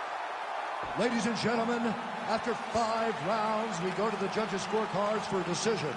The judges score the contest 48-47, 48-46, and 48-47. For the winner by unanimous decision, Charles "The Bronx" Oliveira. All right, so we congratulate Charles Oliveira on yet another UFC win, but this one, somewhat surprisingly, by decision, he goes to the cards. So many thought that Charles Oliveira, if taken into deep water, could not last. He has shown time and time again now, submission, knockout, or decision, it'll be hard to beat Du Bronx. Congrats on the massive victory to Charles Oliveira.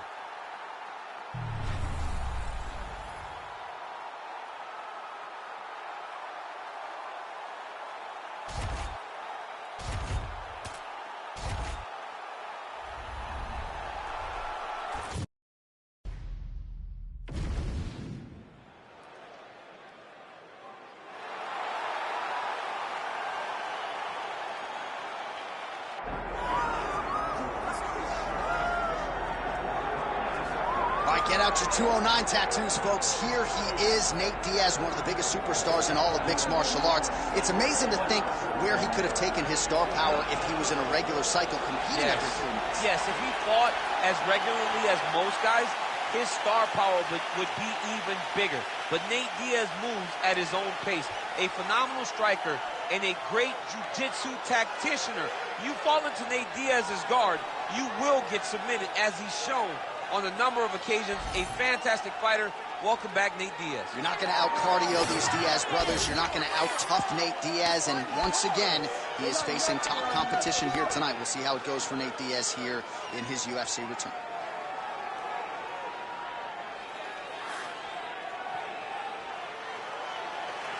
Nate Diaz has stepped inside the octagon and is ready to fight.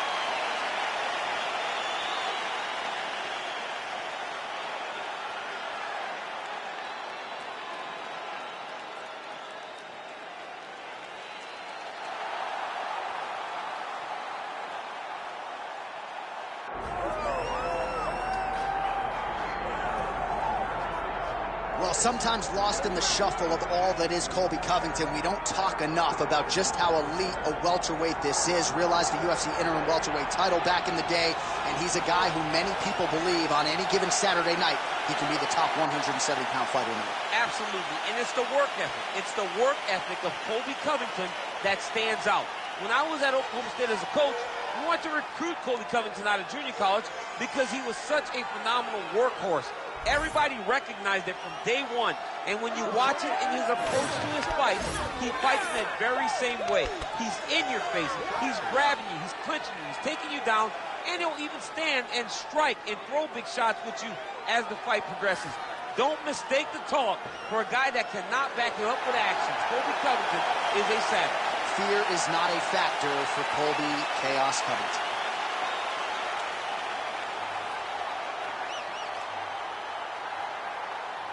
Our tail of the tape for this highly anticipated welterweight fight.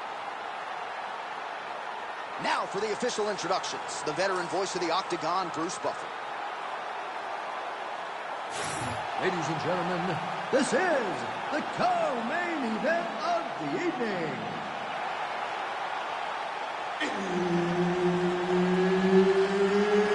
It's time! This fight is 5 rounds in the UFC welterweight division. Introducing first, fighting out of the blue corner.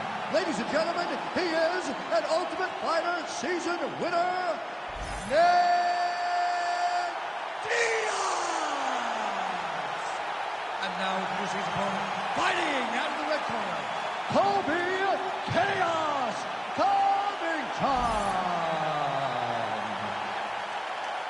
Herb Dean, our referee for this one. Well, it is a far jaunt from the U.S. to Abu Dhabi, but this has become a very special backdrop. Great to be with you tonight as we broadcast live from the new Etihad Arena, which has witnessed a lot of UFC history up until this point. In theory, plenty more where that came from here tonight. All right, early in the fight here, and Nate Diaz off to a pretty good start, found a home for that left hand. I mean, it is powerful. It does not seem like Nate is throwing it hard, but he always finds his target and is very accurate with that straight left hand. So he kind of feeds the right hand to get you moving where he wants, and then bam, he drops that straight left on you that hurts so many. Hurt Conor McGregor, and he hurt the welterweight champion, Leon Edwards, in the same way. Beautiful punch last. Fast pace here in the early going. Edge of your seat action as guillotine jump. Oh, submission defense on full display there. He said that he was very aware of what this guy brought to the octagon, and it showed in that defense. Oh, setting up another submission now. Oh, good technique there. He's got the triangle choke locked in. Attacking armbar. Oh, he escapes. He got out. His work, I'm gonna stand this up. Wow, that is great submission defense. All right, he's trying to control posture here. Now trying to hip escape. He's just trying to move out of this position up the bottom. Big ground and pound.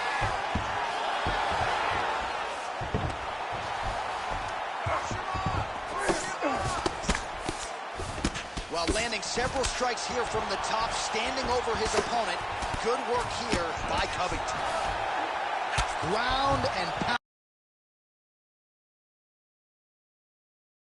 the hammer. Mark Coleman would be proud. All right, inside his opponent's guard here, DC. You don't want to play around here too long. No, you got to either have two, just like this. Now, the guy's attacking the triangle. He finds himself in trouble because he got a little bit lazy in the full guard. Looks like he's trying to manipulate the head. This could be tight. Oh, great submission defense. Well, the ground and pound has been on point tonight. Good work here by Covington.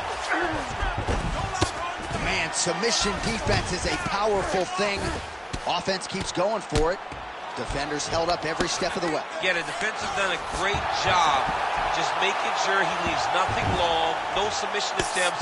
Even when they get him, he continues to stay calm and patient, and he's defending these submissions.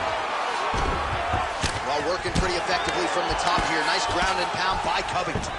Working on the ground here. His opponent's feet on the hips.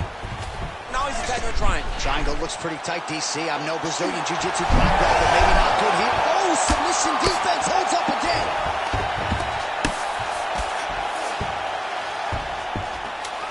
Final seconds of round one. Covington's in half guard. 4 seconds for the end of round one.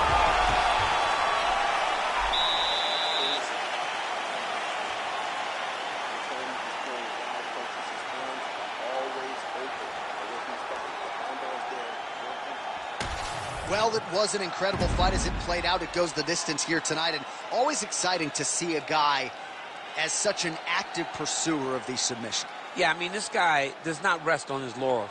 He understands that his best chance of finishing fights is on the ground. So the moment he gets you to the ground, the moment you take him to the ground, he's quickly throwing up submissions. He attacked every part of his opponent's body, and I believe that that should get him the decision. Pretty good straight punch there by Covington. Kick is there. Well, hard to imagine we would get this late in the fight and have the BJJ practitioner not attempt a single takedown. What gives? I have no idea. He's not even tried to get this fight to the ground. I don't know what's happening. Or maybe something happened earlier in the fight that's deterred him from fighting the fight that we have come to expect from this guy. I mean, I cannot believe what we are watching. Man, he has a great double leg. My goodness, he has a great double leg.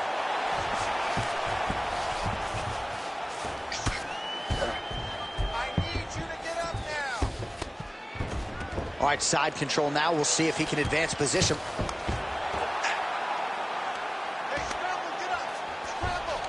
Covington's in half guard.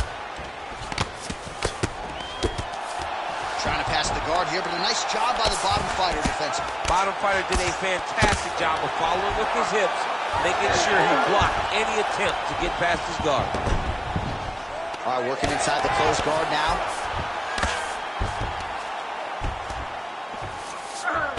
passes to half guard.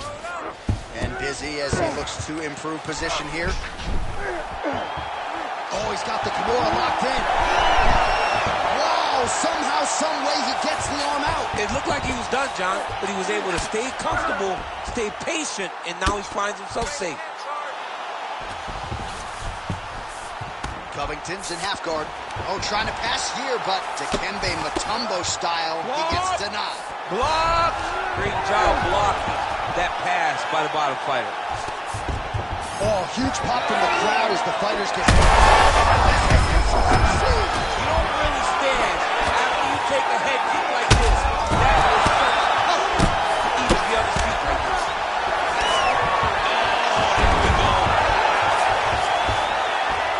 All right, rubber guard for him now, DC. We haven't seen you lead on this now. No, I can't get those legs up there. Come on, man, look at these tree trunks. They don't go up around nobody's shoulders. I like to keep my feet on the ground, and I like to grind.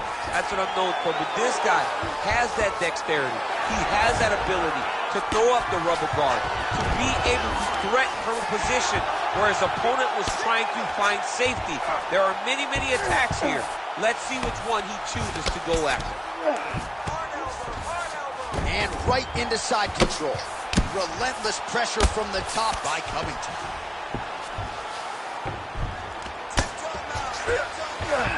All right, so you got to be careful playing on the ground with this guy. You don't want to mess around for too long.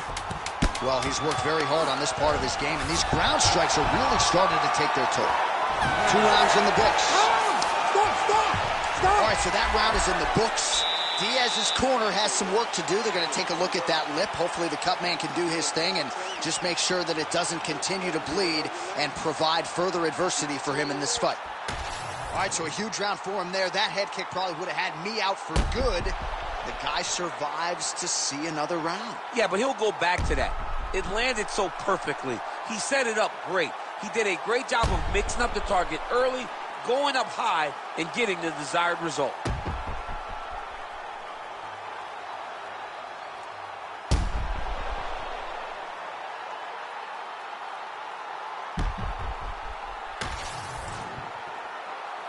You ready to fight? Ready.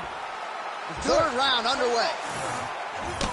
Oh, nice job by Nate Diaz yet again to find a home for that left hand. Yeah, he finds that left hand, John, and as we have spoken to time and time again, it does not look like he's throwing as hard, but he's so accurate and is hitting so well behind that slap right hand that when he lands the left, he can hurt anybody. That is Nate Diaz when he's at his best.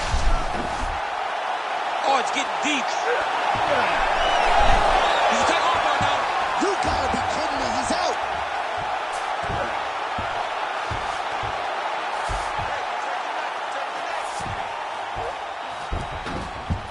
Working off of his back here. Looks like he may try to hip escape. All right, feet on the hips here. Oh, hammer fists in bunches here by Covington.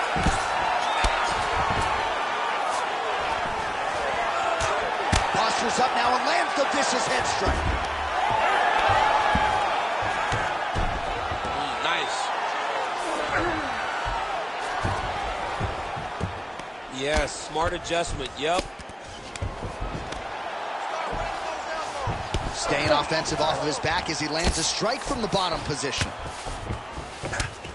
Diaz going to work here from guard and doing a pretty good job, I might add.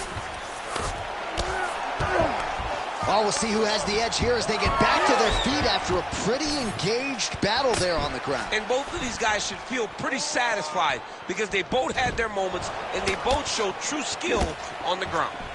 Well, he is really starting to apply a lot of pressure here down the stretch. Not as much offense earlier in the fight.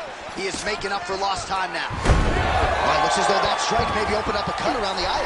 Looks like he's trying for a submission now. Oh, he's getting deep. This is a terrible position. Postures up now. Oh, and delivers. Huge punch to the head there. All right, he's got the hooks in, DC, working off of his back. Now look for him to attack the neck of his opponent to try to get the rear choke.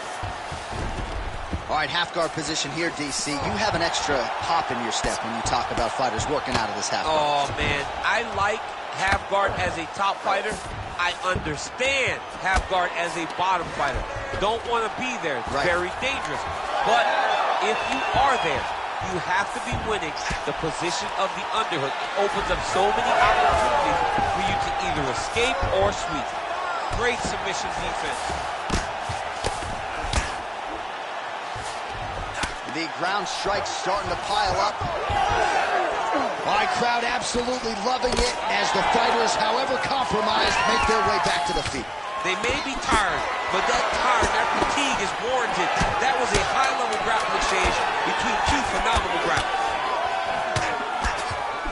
That's 3 rounds in the can. We're headed to the championship rounds.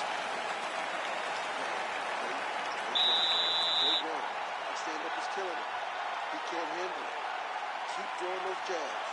Give me some more rights in this game. All right, now we take a look back at some of the action in that previous round, DC. A lot to like on both sides, really. I mean, both were intent on going forward. And what happens when nobody wants to take a step back? They meet in the middle. That's exactly what they did, and they both found success over the course of that round.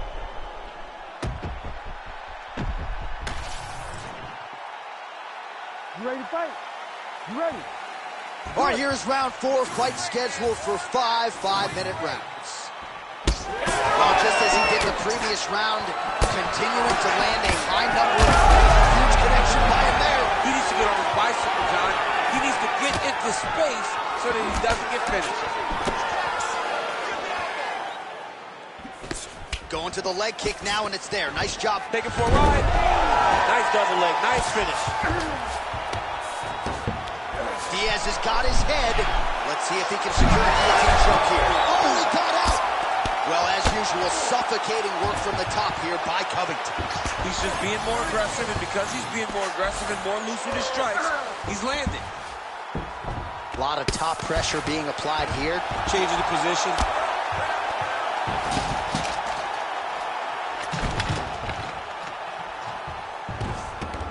Continuing to stay busy here on the ground.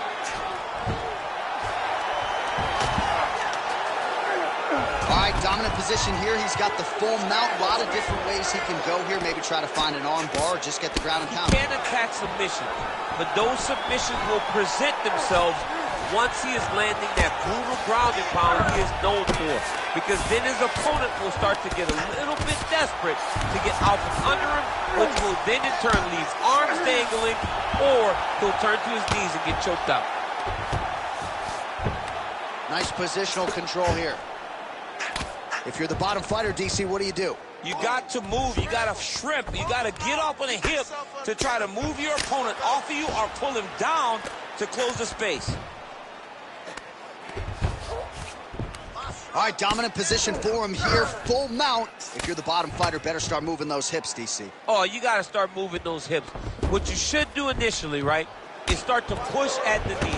Push at the hips, create some distance, shrimp, and try to recollect half guard.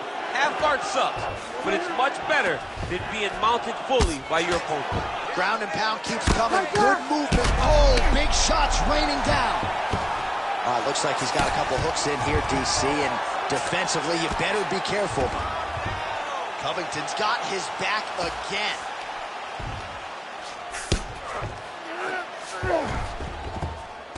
All right, DC, half guard position here. You've done a lot of good work in this spot in your career. Oh, man, I love this position. And you see this fighter today loves it, too. Oh, Kimura attack. Yup. Oh, he's got the Kimura position locked in now. How in the world did he escape that submission? Well, not ideal to spend this much time on the bottom, but you can't fault him for his activity. Landing strikes here from the bottom. Nice work by Covington. 20 minutes down, potentially 5 to go.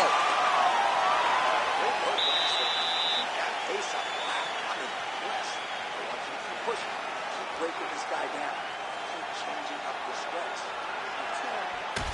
All right, a lot of highlights from which to choose over those previous 5 minutes, DC. A lot of good work on the ground. You knew, John, going into the fight, that if he was able to get this fight to the floor, he would have the most success, and you saw it in that exchange. He was able to get posture, land some really good ground and pound as the round came to an end. You ready to fight? Ready. We have arrived at this 5th and final round. I mean, he's cutting him down the side with this beautiful leg kick. Went for the inside leg kick. All right, so look at that. A cut has been opened around that eye area. He's taking shots over and over again to that area, and now he's dealing with a cut. All right, we'll see if he can apply pressure inside his opponent's guard here, DC. Covington's in half guard now. Lands the grounded pound strike here. He's got to be careful here.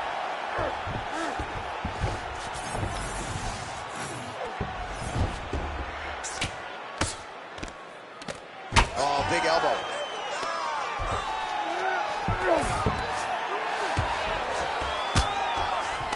Good work from the top here by Covington.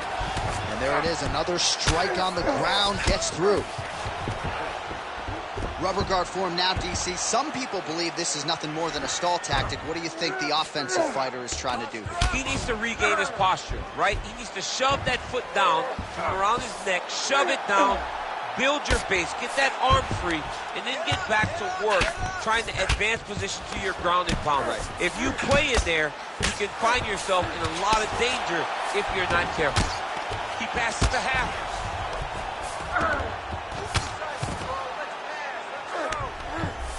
Covington's back in full mount. Diaz's eye is closing up now. Not good for him. Oh, huge elbow!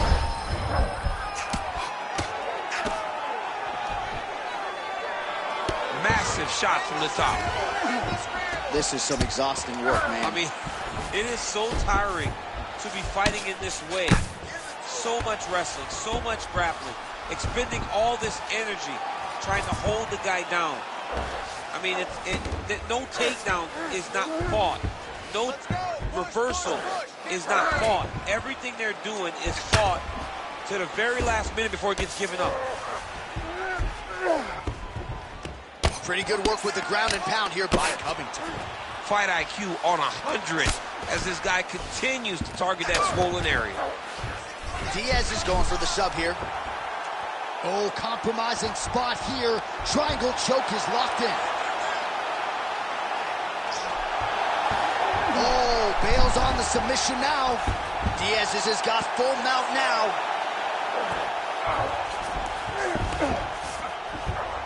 Oh, he got to the spot. Nicely done there as he forces the miss from his opponent. Good. You're doing fine. Stay relaxed. Final 10 seconds of the fight. Only 10 seconds remaining. You gotta do it. 10 seconds. What a fight. 25 minutes turned in. Stop.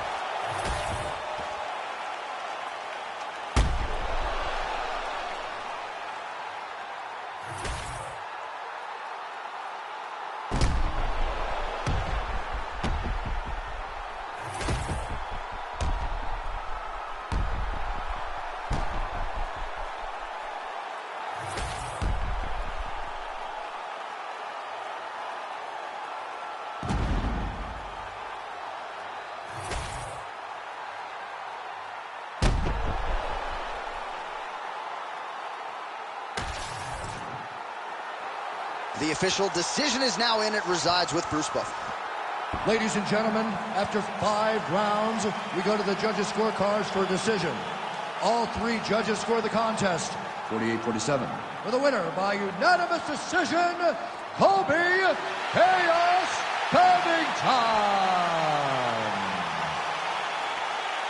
A lot of dominant portions throughout that fight for the welterweight contender Colby Covington, your winner by decision tonight. Long one of the best welterweights in the world. He once again proves why.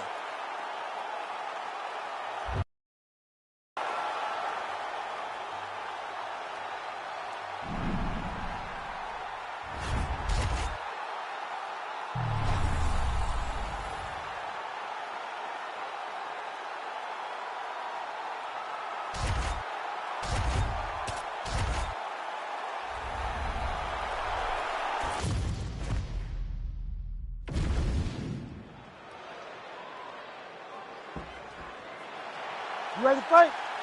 Ready. All right, betting line a little bit closer than the first meeting as Islam Makhachev and Alexander Volkanovski get set to engage again. Volkanovski wildly competitive, nearly won that first meeting at lightweight and believes he's made the requisite adjustments to make sure he gets it done today. I mean, that team that Alexander Volkanovski trains with is so good at building a game plan for a specific challenge. Islam Makhachev, though, has really changed his thought process going into this rematch. He may have overlooked Volkanovski a little bit. He may have expected something. Tonight he isn't expecting anything more, anything less than a war. So Volkanovski will have to be even better if he wants to compete with Makhachev in the way that he did in fight number 1. Takedown defense is there. Oh, elbow to the head right out of the clinch. Good work there by Volkanovski. Oh, back and forth we go. Great body kick there.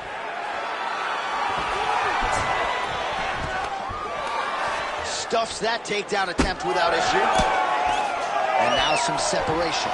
Stuffs the takedown, no problem. Under 3 minutes now to go in the round.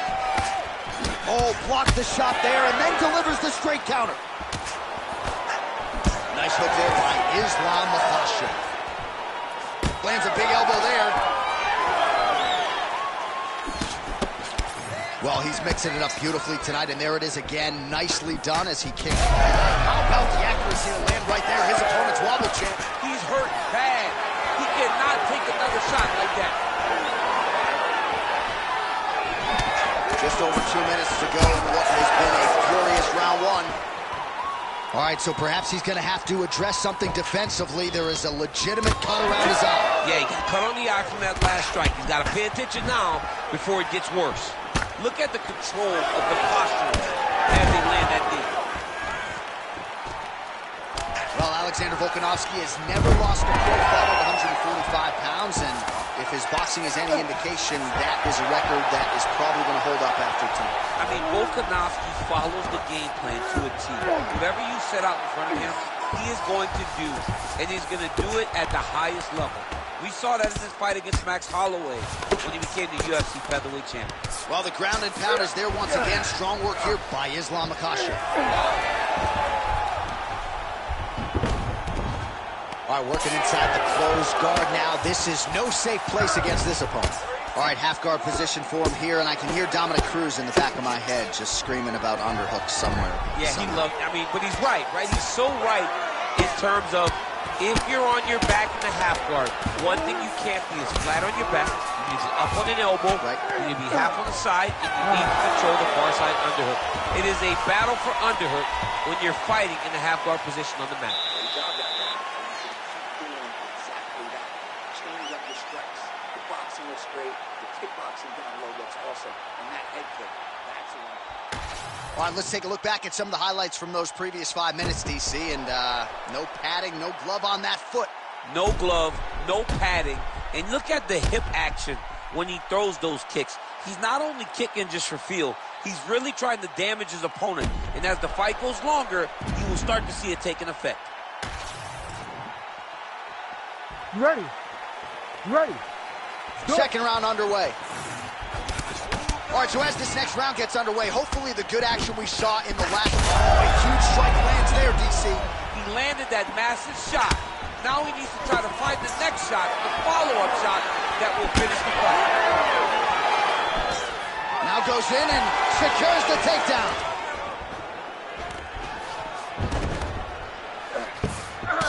Oh, Volkanovski's got a big bruise starting to form on the right side of his body. Oh, we'll see if he postures up and can get some of his ground strikes going here.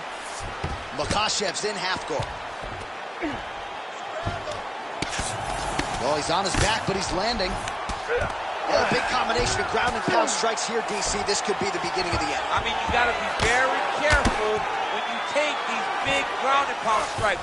You need a controlled posture on the bottom, and if you're the top guy, the guy that's looking to finish, continue to gain posture and rain down big strikes on your opponent. Makhachev's back in half guard. All right, so he continues to land a high volume of strikes. He talked to us a lot about pace and pressure, and he has certainly kept up his end of the bargain. I mean, the cardio is fantastic tonight. He is pushing at a level that we have not seen him fight before. This is shades of Colby Covington, Max Holloway, those guys that can fight all night. He is showing you that he has done the work in the training room, and it's on full display tonight. Side control now. In the half guard. Oh, good ground and pound here. All right, so he continues to land, and not exactly what we thought we would see in this one tonight, but the wrestler willing to stand and trade and proving to be able as well. Yeah, it's out of the ordinary. Usually this guy level changes, he's taking on very early in fights, but tonight he is showing that he is comfortable in the striking, and he is on point with his striking. They've worked very hard to improve his stand-up skills, and it's showing right now. Makhachev's right back to the full mount here.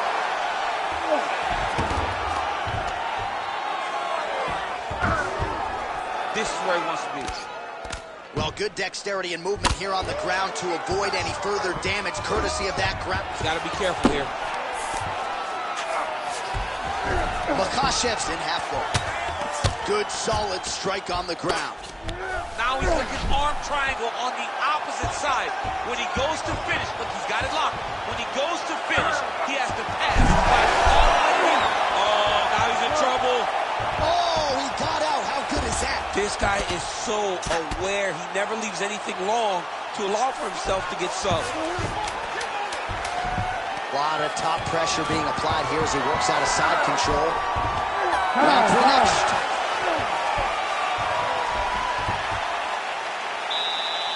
Sit down. Take a deep breath. That was a great round, man. You're controlling him everywhere, okay? You almost got that arm bar there. I need you to stay tight. All right, so the cut man attends to the fighter who has essentially been rendered a one-eyed fighter at this point in time. Some replays from the previous round. No defensive intent, no defensive intensity, no attention to his defense, and this costing him. Now he's dealing with a massive cut over his eye, and that's going to make it hard for him to see. He's got to change something, man. He's got to.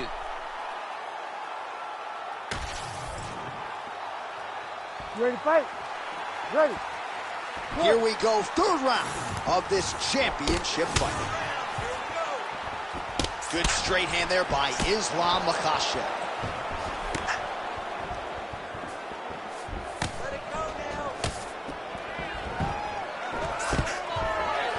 And a nice job at least staying upright on that.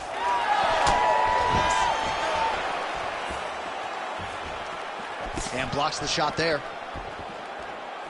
Big shot lands for both guys. Oh, and there's another leg kick for good measure. So doing a really good job with that weapon here tonight. And if you're trying to slow your opponent down, mission accomplished so far. When you can land that many leg kicks, you start to affect the movement. You start to affect the hand. Everything changes when you're blasting someone over and over and over with leg kicks, and you start to see the damage, not only in the legs, but in the facial expression of his opponent. Well, the ground and pound has been on point tonight. Good work here by Islam Makhachev.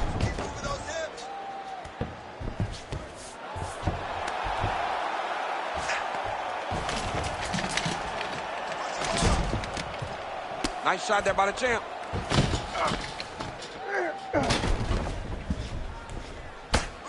Oh, outstanding combination of ground and pound punches here by Islam Makhachev. We have crossed the midpoint of this one.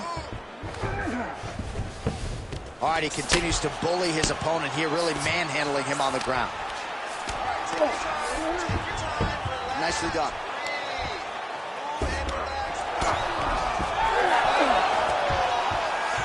Oh, how about that transition to top position? Beautiful work by Volkanovski. Now he's going full mount. Oh, pinpoint ground strike by him there, and that one opened up a cut.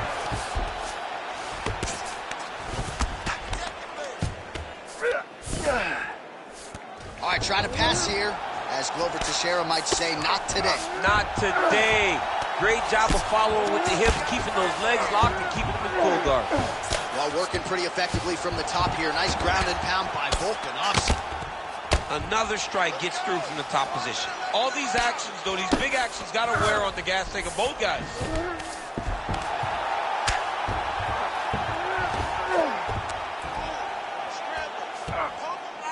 gearing up now. And now the damage is about to start. Every strike he lands, that cut gets worse. Yes. Well, not good body language from his opponent here, DC. He's curled up. No, he's exhausted. He's been beaten.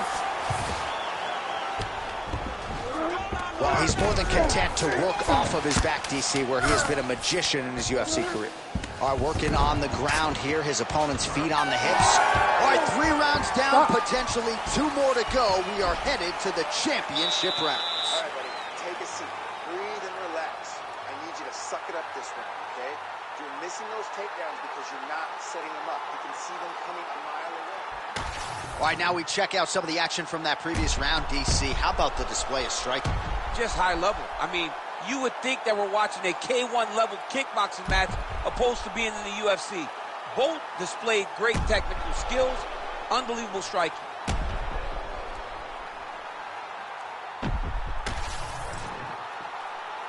You ready to fight? Ready. 4th round now, fight scheduled for 5 5-minute rounds. All right, 4th round is now underway as we get to the championship rounds. What is a fighter's mindset when you get to this 16th minute of a fight? This is when you understand that nothing is ever going to be harder. This is the hardest round in fighting. This is going to really test your will and your desire to become champion. Try to establish that jab.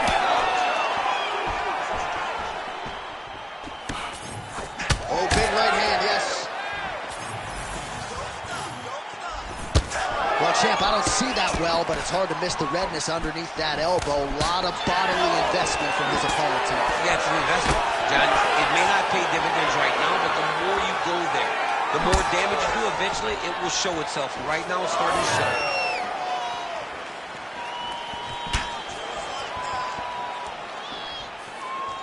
Looked like he might have landed there. Instead, a swing and a miss by Islam Makhachev.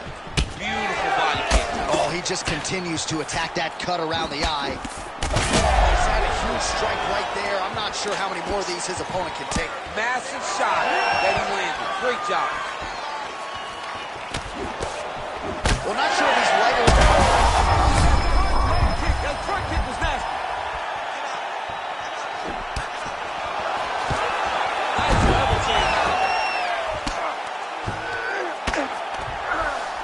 All right, he's hanging out inside the closed guard of his opponent here, DC. You got to be careful.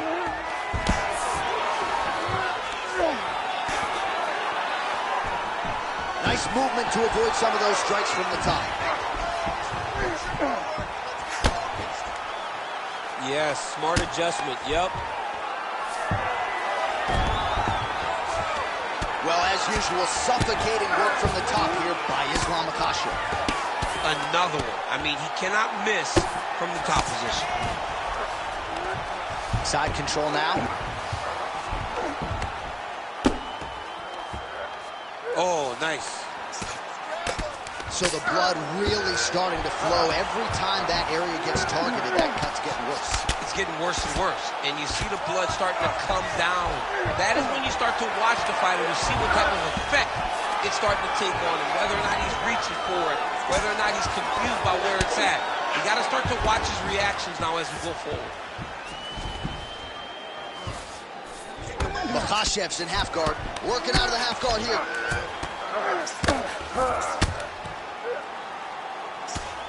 Well, he's staying pretty effective here, fighting off of his back. Nice strike landed there by the bottom by Volkanovski. Horn sounds for the end of round 4. All right, there's the horn. How about that round? He got him badly there early on. You thought that maybe that was going to be the beginning of the end. At the very least here, got to think he's going to try to get him out of here in this next round. J.A., he's on skates. I mean, he was on skates. His ability to withstand that avalanche is commendable, but he has to change something as he approaches the next round. All right, so there's the end of the round. A lot of high-level action, and if you like the takedown game, as my boy Daniel Cormier does, you enjoyed that round. It's like we're watching the NCAA wrestling tournament. It's takedown after takedown. He's fighting his fight. He's able to change levels, drive into his opponent, and secure takedown after takedown. Good. 5th and final round. The fighter lands a nasty kick. with another strike to the body, really starting to pile up these body shots here in the latter stages of this fight. You didn't see a lot of that in the earlier rounds, making up for lost time here. Oh, nice job to block that punch. Takedown defense holds up. Staying busy in the clinch, lands a nice punch there. Oh, there's the single.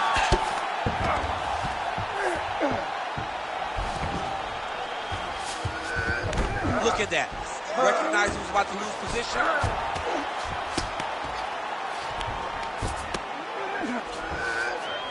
All right, so he's got the ground and pound game going here.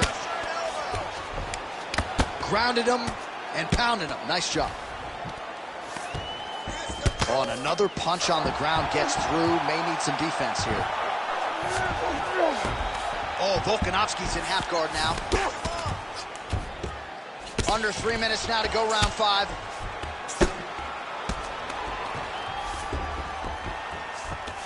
Good work from the top here by Islam Makhachev.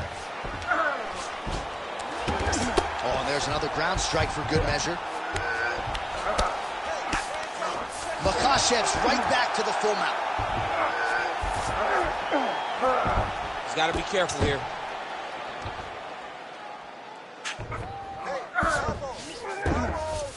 In the half guard.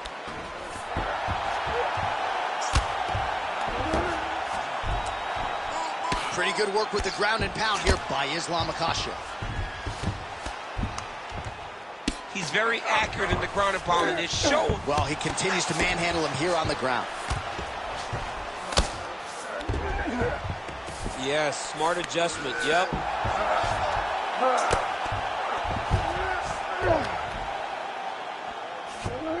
Oh, he's got to be careful there, yep.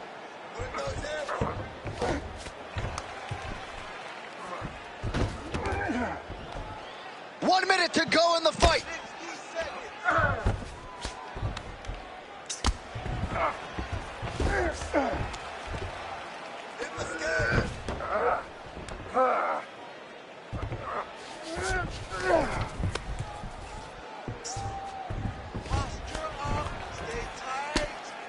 Well, the ground and pound is there once again. Strong work here by Islam Makhachev.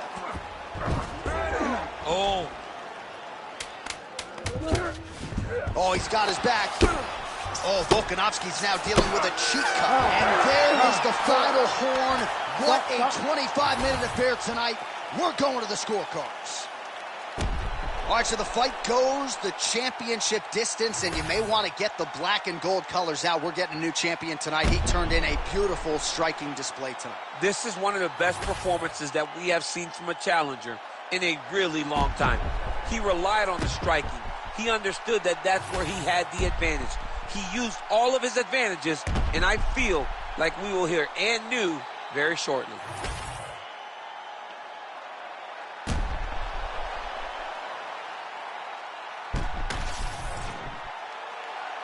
The official decision is in. It resides with Bruce Buffer.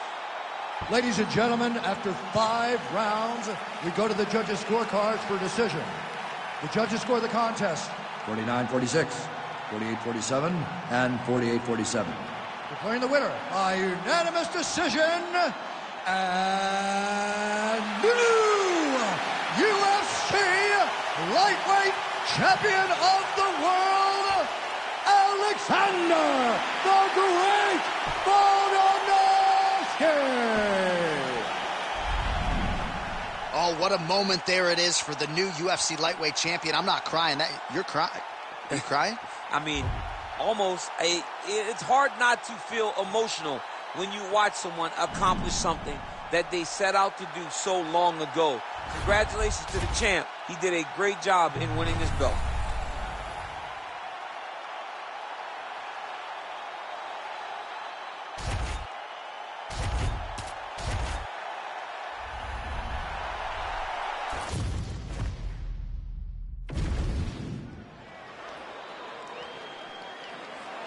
Ready to fight? Ready. All right, well, there is something undeniably intoxicating about this Yas Island in Abu Dhabi, and we have got a great UFC live event had for you here tonight. Inside the walls of the Etihad Arena, which opened its doors not all that long ago in 2021. Yeah, it hasn't been open long, but big moments have happened. And you can tell the excitement of it here in Abu Dhabi. Oh, big knee to the body. How'd he get that one home? That one certainly found the target. Although you know about his kicks, they are on point this evening. Oh, and another leg kick lands flush, and now you're starting to see visible damage on that knee level. Visible damage, and you see him starting to make mistakes now in his defenses because his leg is so beat up. It's red, it's all beat up, he's limping, he's turning away. There are so many things that he is doing wrong now because of the leg damage he has taken. Beautiful body kick. Oh, he jumped guillotine right away. Oh, that gilly is tight. Good job by the champ there. Sliding back up. Wallace Willie's looking to go from the full to the half guard here. Opponent not having it. And there you go again, half guard.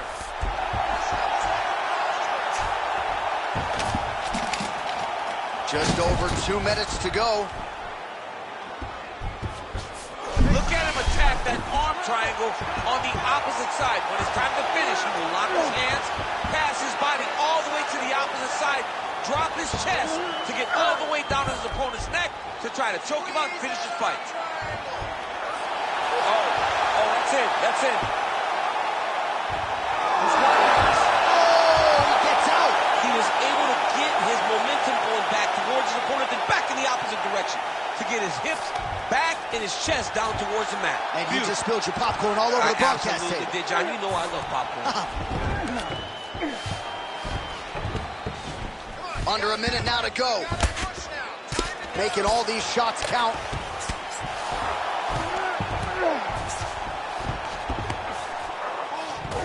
Hit his arm. He's got him in the crucifix. Landing strikes nicely here from top position. And there it is. Another strike gets through on the ground.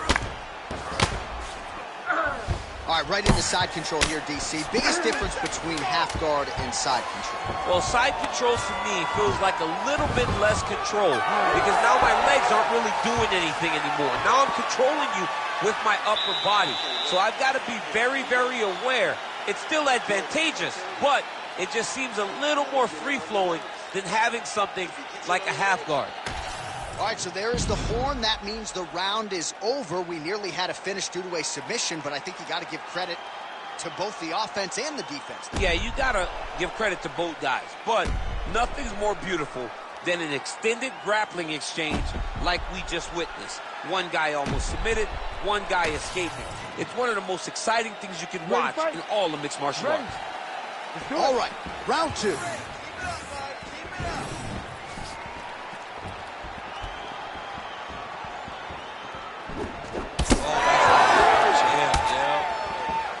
All right, well, perhaps he has a point to prove. Perhaps there's a hip injury, but this man's UFC career has been defined by the takedown. He hasn't attempted a single one tonight. He hasn't even attempted it. It's very surprising, and honestly, for a guy that enjoys the wrestling, it's very disappointing.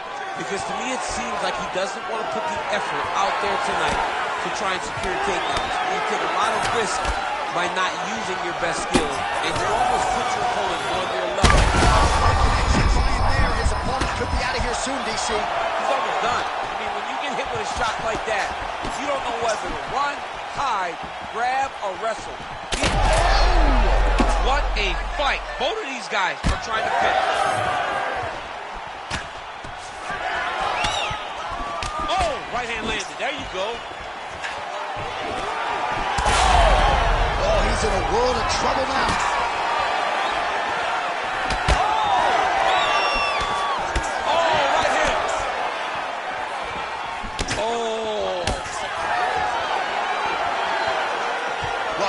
Too hard on this one, but his takedowns are outstanding. His submission skills are top-notch.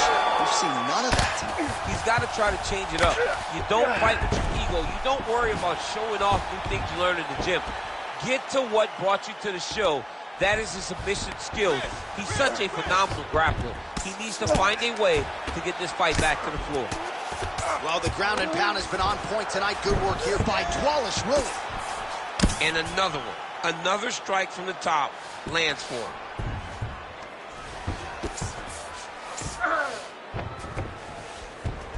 All right, working out of side control here. His opponent trying to control posture, but you got to be careful here. There it is. Now he's running him out. Yeah, got to be very careful there. Oh, getting leaky now. The hard ground and pound has opened up a cut.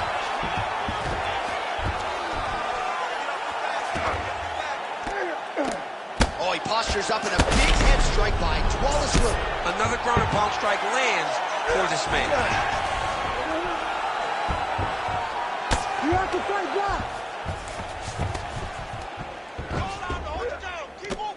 Oh, he's got the ground and pound going now. An elbow! Great defense by the defensive fighter.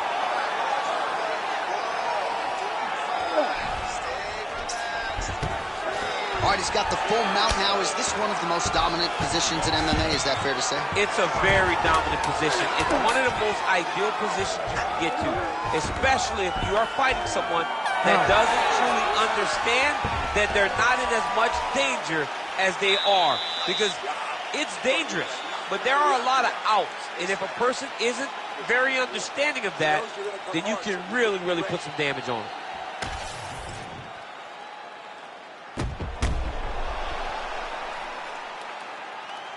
All right, so let us now check out some of the action in that round, DC. There was a whole lot of it, including a stunner upstairs that nearly closed the show. It was a lot of action. It was back and forth action, but the big moment was that big strike to the head that landed, that put him on wobbly legs, and in survival mode. Luckily, he made it to the end of that round. Here we go, third round of this championship fight.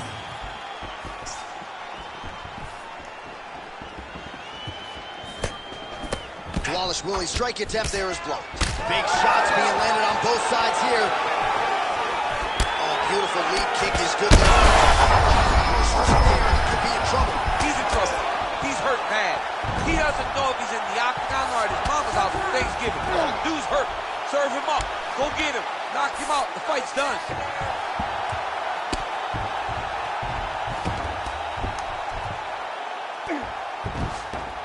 He's doing a really good job putting himself in position.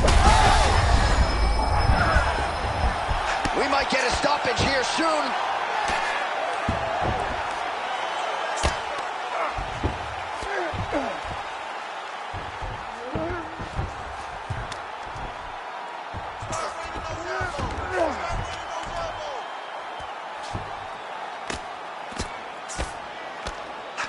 Postures up and delivers.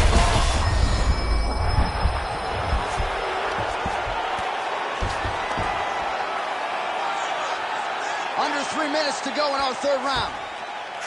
Oh, nice movement to avoid that strike coming down. Huge elbow there. You need to fight back. We're past the midpoint here of the fight. That was nice. Well, working pretty effectively from the top here. Nice ground and pound by Nurmagomedov. These ground strikes really started to add up. There's another one. He's got to start throwing down.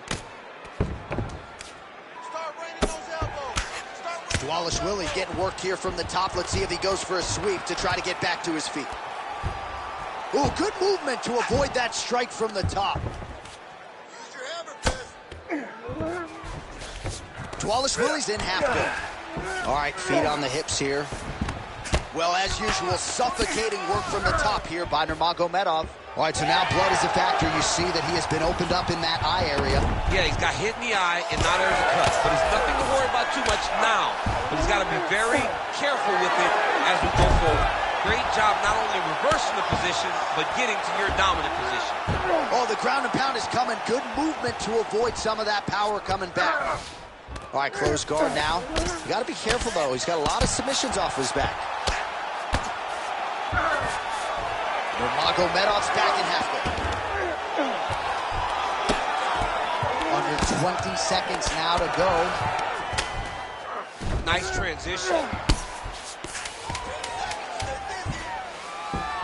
All right, side control now. All right, that's 3 rounds in the books. We are headed to the championship rounds. Take a deep breath and relax. Start to look for the finish this round. Put the pressure on this guy. Move forward behind head movement. Good jab, nice and long. Follow up.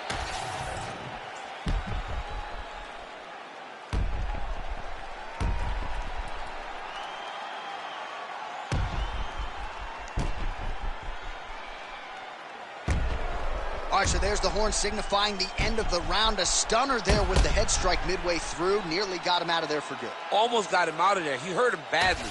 He had his opponent hurt real bad. Now his opponent's walking back to his corner. Everybody looks confused. They don't know what they're supposed to do to try to change the way that this fight is going. All right, so here we go. 4th round is under. Oh, my goodness! That'll do it! Oh, my goodness! Yeah, that was just a gorgeous shot to end the fight right there. I'm not even sure the opponent really saw it coming. So back to the drawing board for him. But for the winner, this is certainly exactly what he was looking for here tonight.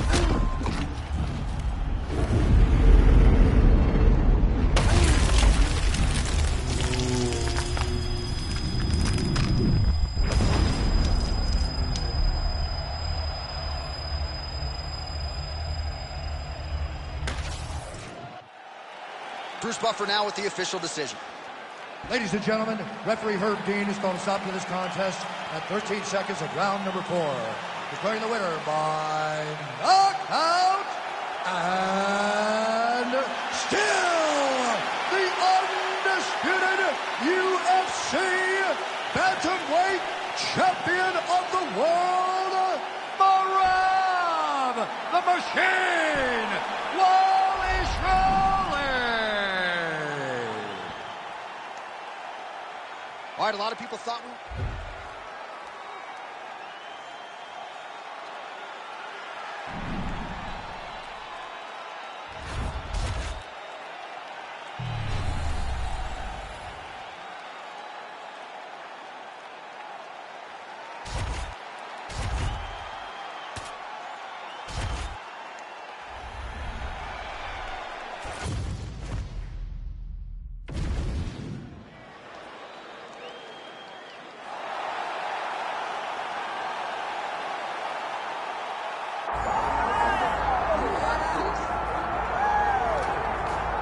Well, we have seen a lot of fighters expeditiously rise to mixed martial arts superstardom.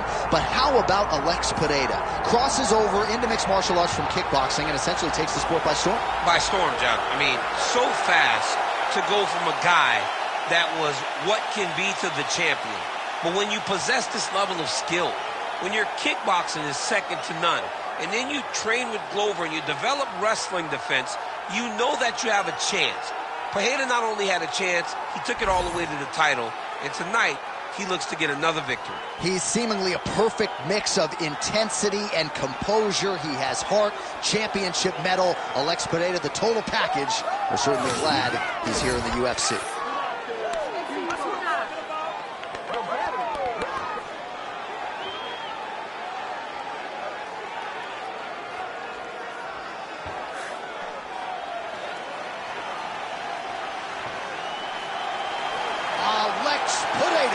As usual, ready to battle as he tries to take home the title.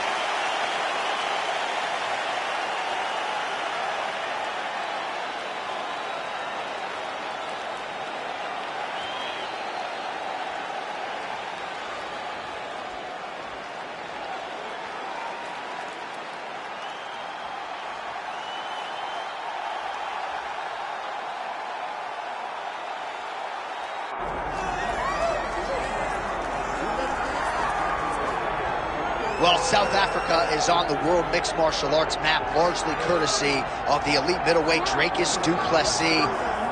And he got a lot of respect from his peers after beating Robert Whittaker at UFC 290.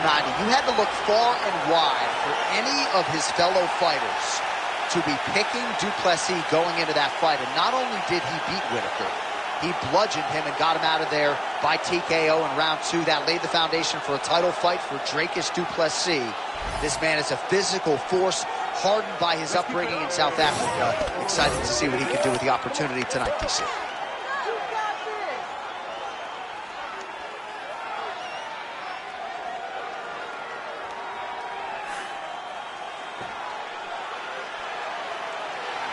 All right, with that, the wait ends here. Both fighters have graced the octagon, and we are raring to go from a sold-out Etihad Arena here in Abu Dhabi, UAE. All right, now our tale of the tape for this middleweight championship fight. To get us started, here is Bruce Buffer.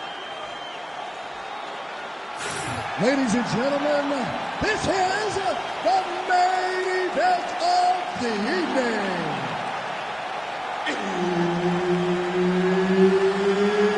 It's time! 5 rounds for the undisputed UFC Middleweight Championship of the World. Introducing first, fighting out of the blue corner, Alex Pereira!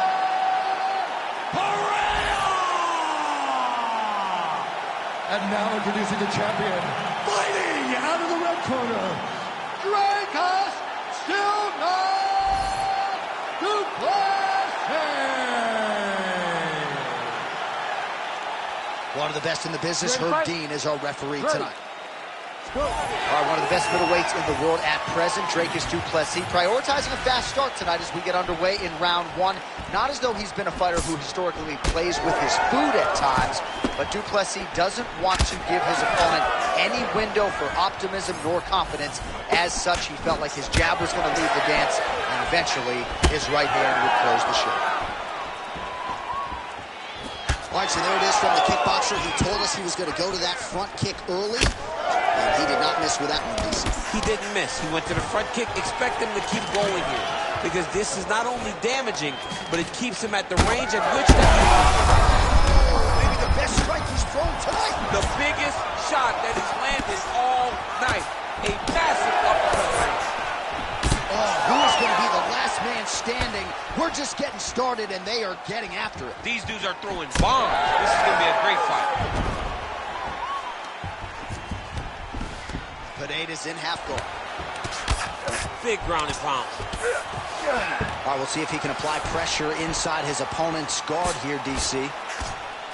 Bottom fighter better move. Yeah, he's got to move, John. He's got to shrimp and try to either get up or pull his opponent back into him so he doesn't have the posture to land that big damage. Beautiful transition. Duplessis back in full mount.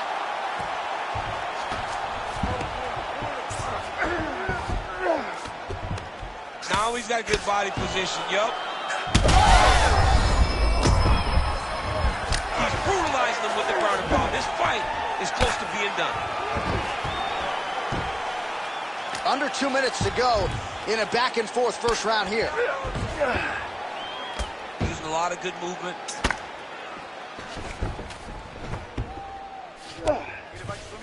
Close guard. He's putting him in exactly the positions he needs to be in right now. He's able to relax here, and he understands. Oh, he's going for a choke here. This could be tough. It's tight. Oh, how good is that as he gets out? That is great submission defense, keeping everything short and not allowing his opponent to get the submission victory. Big shot to the head. Front kick to the body is there. Nice job by Duplessis. Great job moving into his opponent and getting to that single collar. Oh, now the hook in the clinch by Duplessis. Beautiful technique on the straight right hand. Oh! Big shots exchanged in the pocket there. Oh, huge shot finds the target there. Great shot lands. Now he's got to go find that follow-up attempt. The kill shot is what they call it, to go and end the fight. To get your head back in the game. Remember the training. You need to push the face down. You're not better than this dude.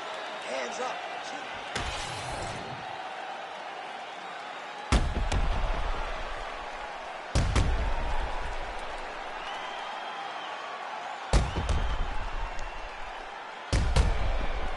right, let's now look back at some of the action from that round. He went headhunting, landed, nearly got the finish, too. A lot of coaches tell you don't headhunt.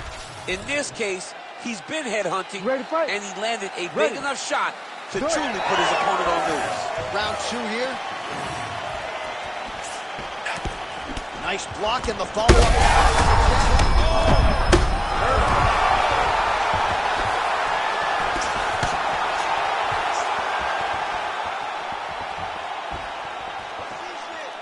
Trying to establish that jab once again.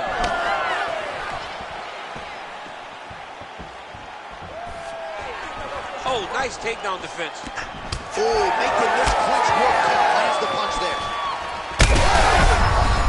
Again. He's got to start throwing now. Now he's back up.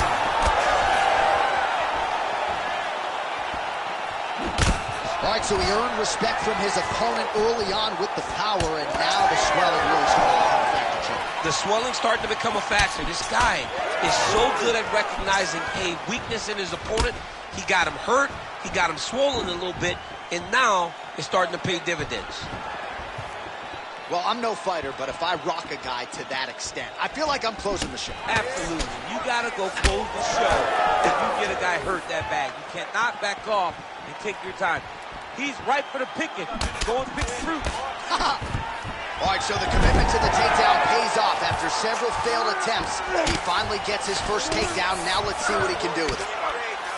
All right, well, both fighters pretty comfortable on the ground, DC, but you got to be very careful hanging out here for too long if you're his opponent. Oh, he's got the knee on the belly. Could be trouble defensively. He needs to shove the knee, hip heist, and get back up to your feet.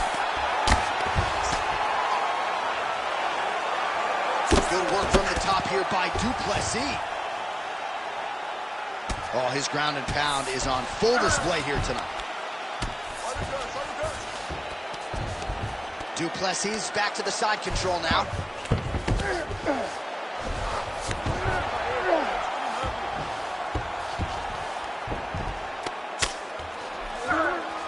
That was a slick transition. Continues to apply pressure here in half guard. Really doing a nice job getting these shots home on the ground.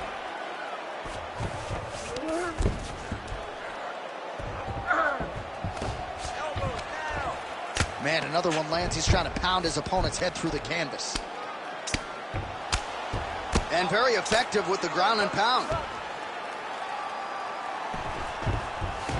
All right, well, he's got him softened up here.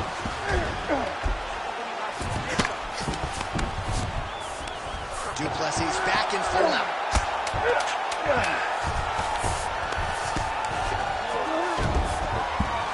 Oh, you gotta love the ground and pound strikes here. 10 minutes in the books. All right, so that round is in the books. Duplessis' corner looks a little bit concerned, perhaps because of that cut on the lip that was opened up there in that round. Starting to bleed pretty good. Cutman's got his work to do now. All right, so there's the horn signifying the end of the round. We had a knockdown there, but not a knockout. No, it wasn't a knockout, but you can't take those shots. That big punch landed, and it sat him down. If he gets hit with another one of those, it might be good night, Irene.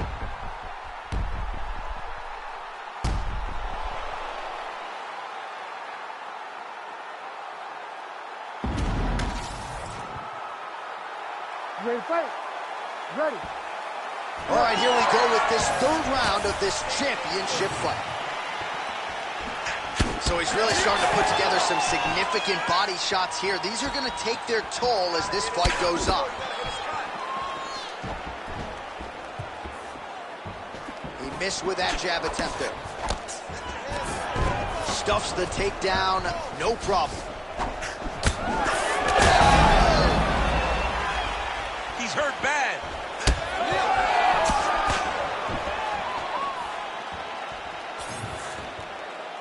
Nice shot that might take. It won't take many of those.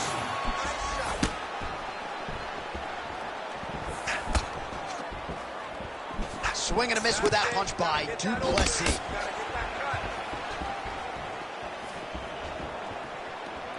That leg kick lands. Oh, nice double leg, yes.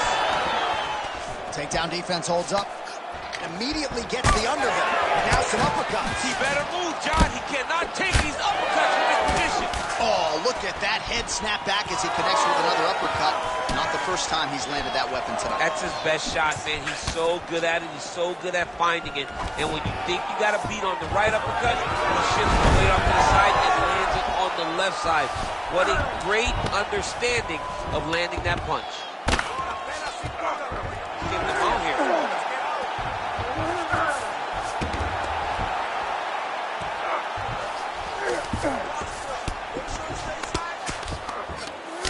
Oh, man. I mean, how much can one man take? He certainly doesn't look like he did when he walked out here just a few moments ago. He's almost unrecognizable. He's been hit so many times in the face. The swelling started early.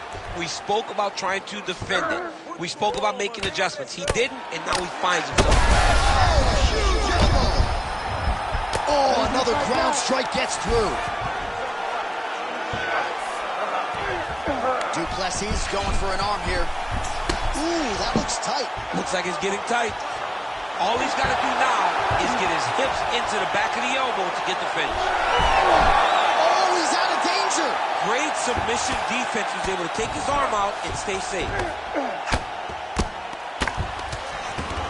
Well, defense doesn't always win championships in MMA, but how about the submission defense tonight, thwarting one attempt after the next? Yeah, and the fact that he's just constantly under attack tells you he was very prepared for the type of fighter that he was in front of. He knew there would be some submissions coming his way. He was ready to defend them, and he has done that beautifully. And busy as he looks to improve position here. Well, we'll see if he postures up and can get some of his ground strikes going here. That's 3 rounds. We're now headed to the championship rounds. Heading back to the corner now after that round. Duplessis' eye is looking pretty bad at this point, DC. The cut man's going to hustle in there and see if he can work on that, or that eye might swell shut. All right, well, 1 minute of end swell can only do so much. Let us look back at some of the damaging strikes in that previous round. It doesn't seem like it's going to do much, and if it does, he can't take any more of these shots. He was too stationary. He took everything square on the target. He's got to move his head, and he's got to be proactive instead of reactive in terms of his defenses. You ready to fight? You ready? Let's do it. We have arrived at the 4th round fight scheduled for 5 5-minute rounds. All right, here we go, 4th round of a possible 5. And this is the time where fighters are really tested, right? Dig deep, lean on the heart. We'll see who has the upper hand. You feel pretty good in round number 5. Round number 4 is the one that really does test the fighter. It really does test the fighter. Oh! He's in trouble. He's hurt bad. Well, new round, same narrative. He continues to punish the body yet again, just as he did in the previous frame.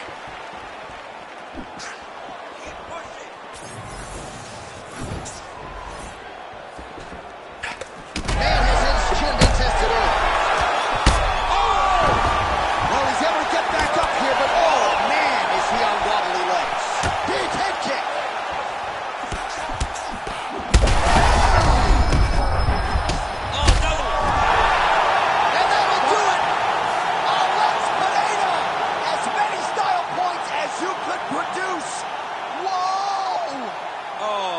Goodness.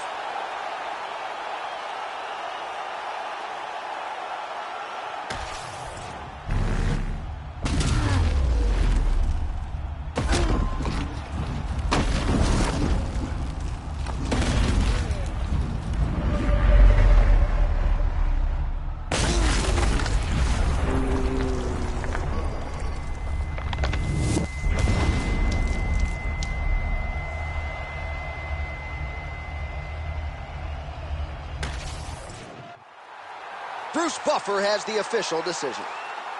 Ladies and gentlemen, referee Herb Dean has called a stop to this contest at 1 minute, 38 seconds of round number 4. Declaring the winner by knockout and new UFC middleweight champion of the world, Alex Palatine.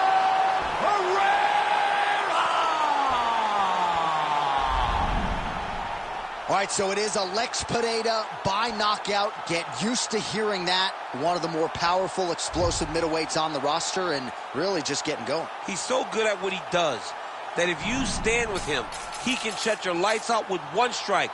The guy is fantastic.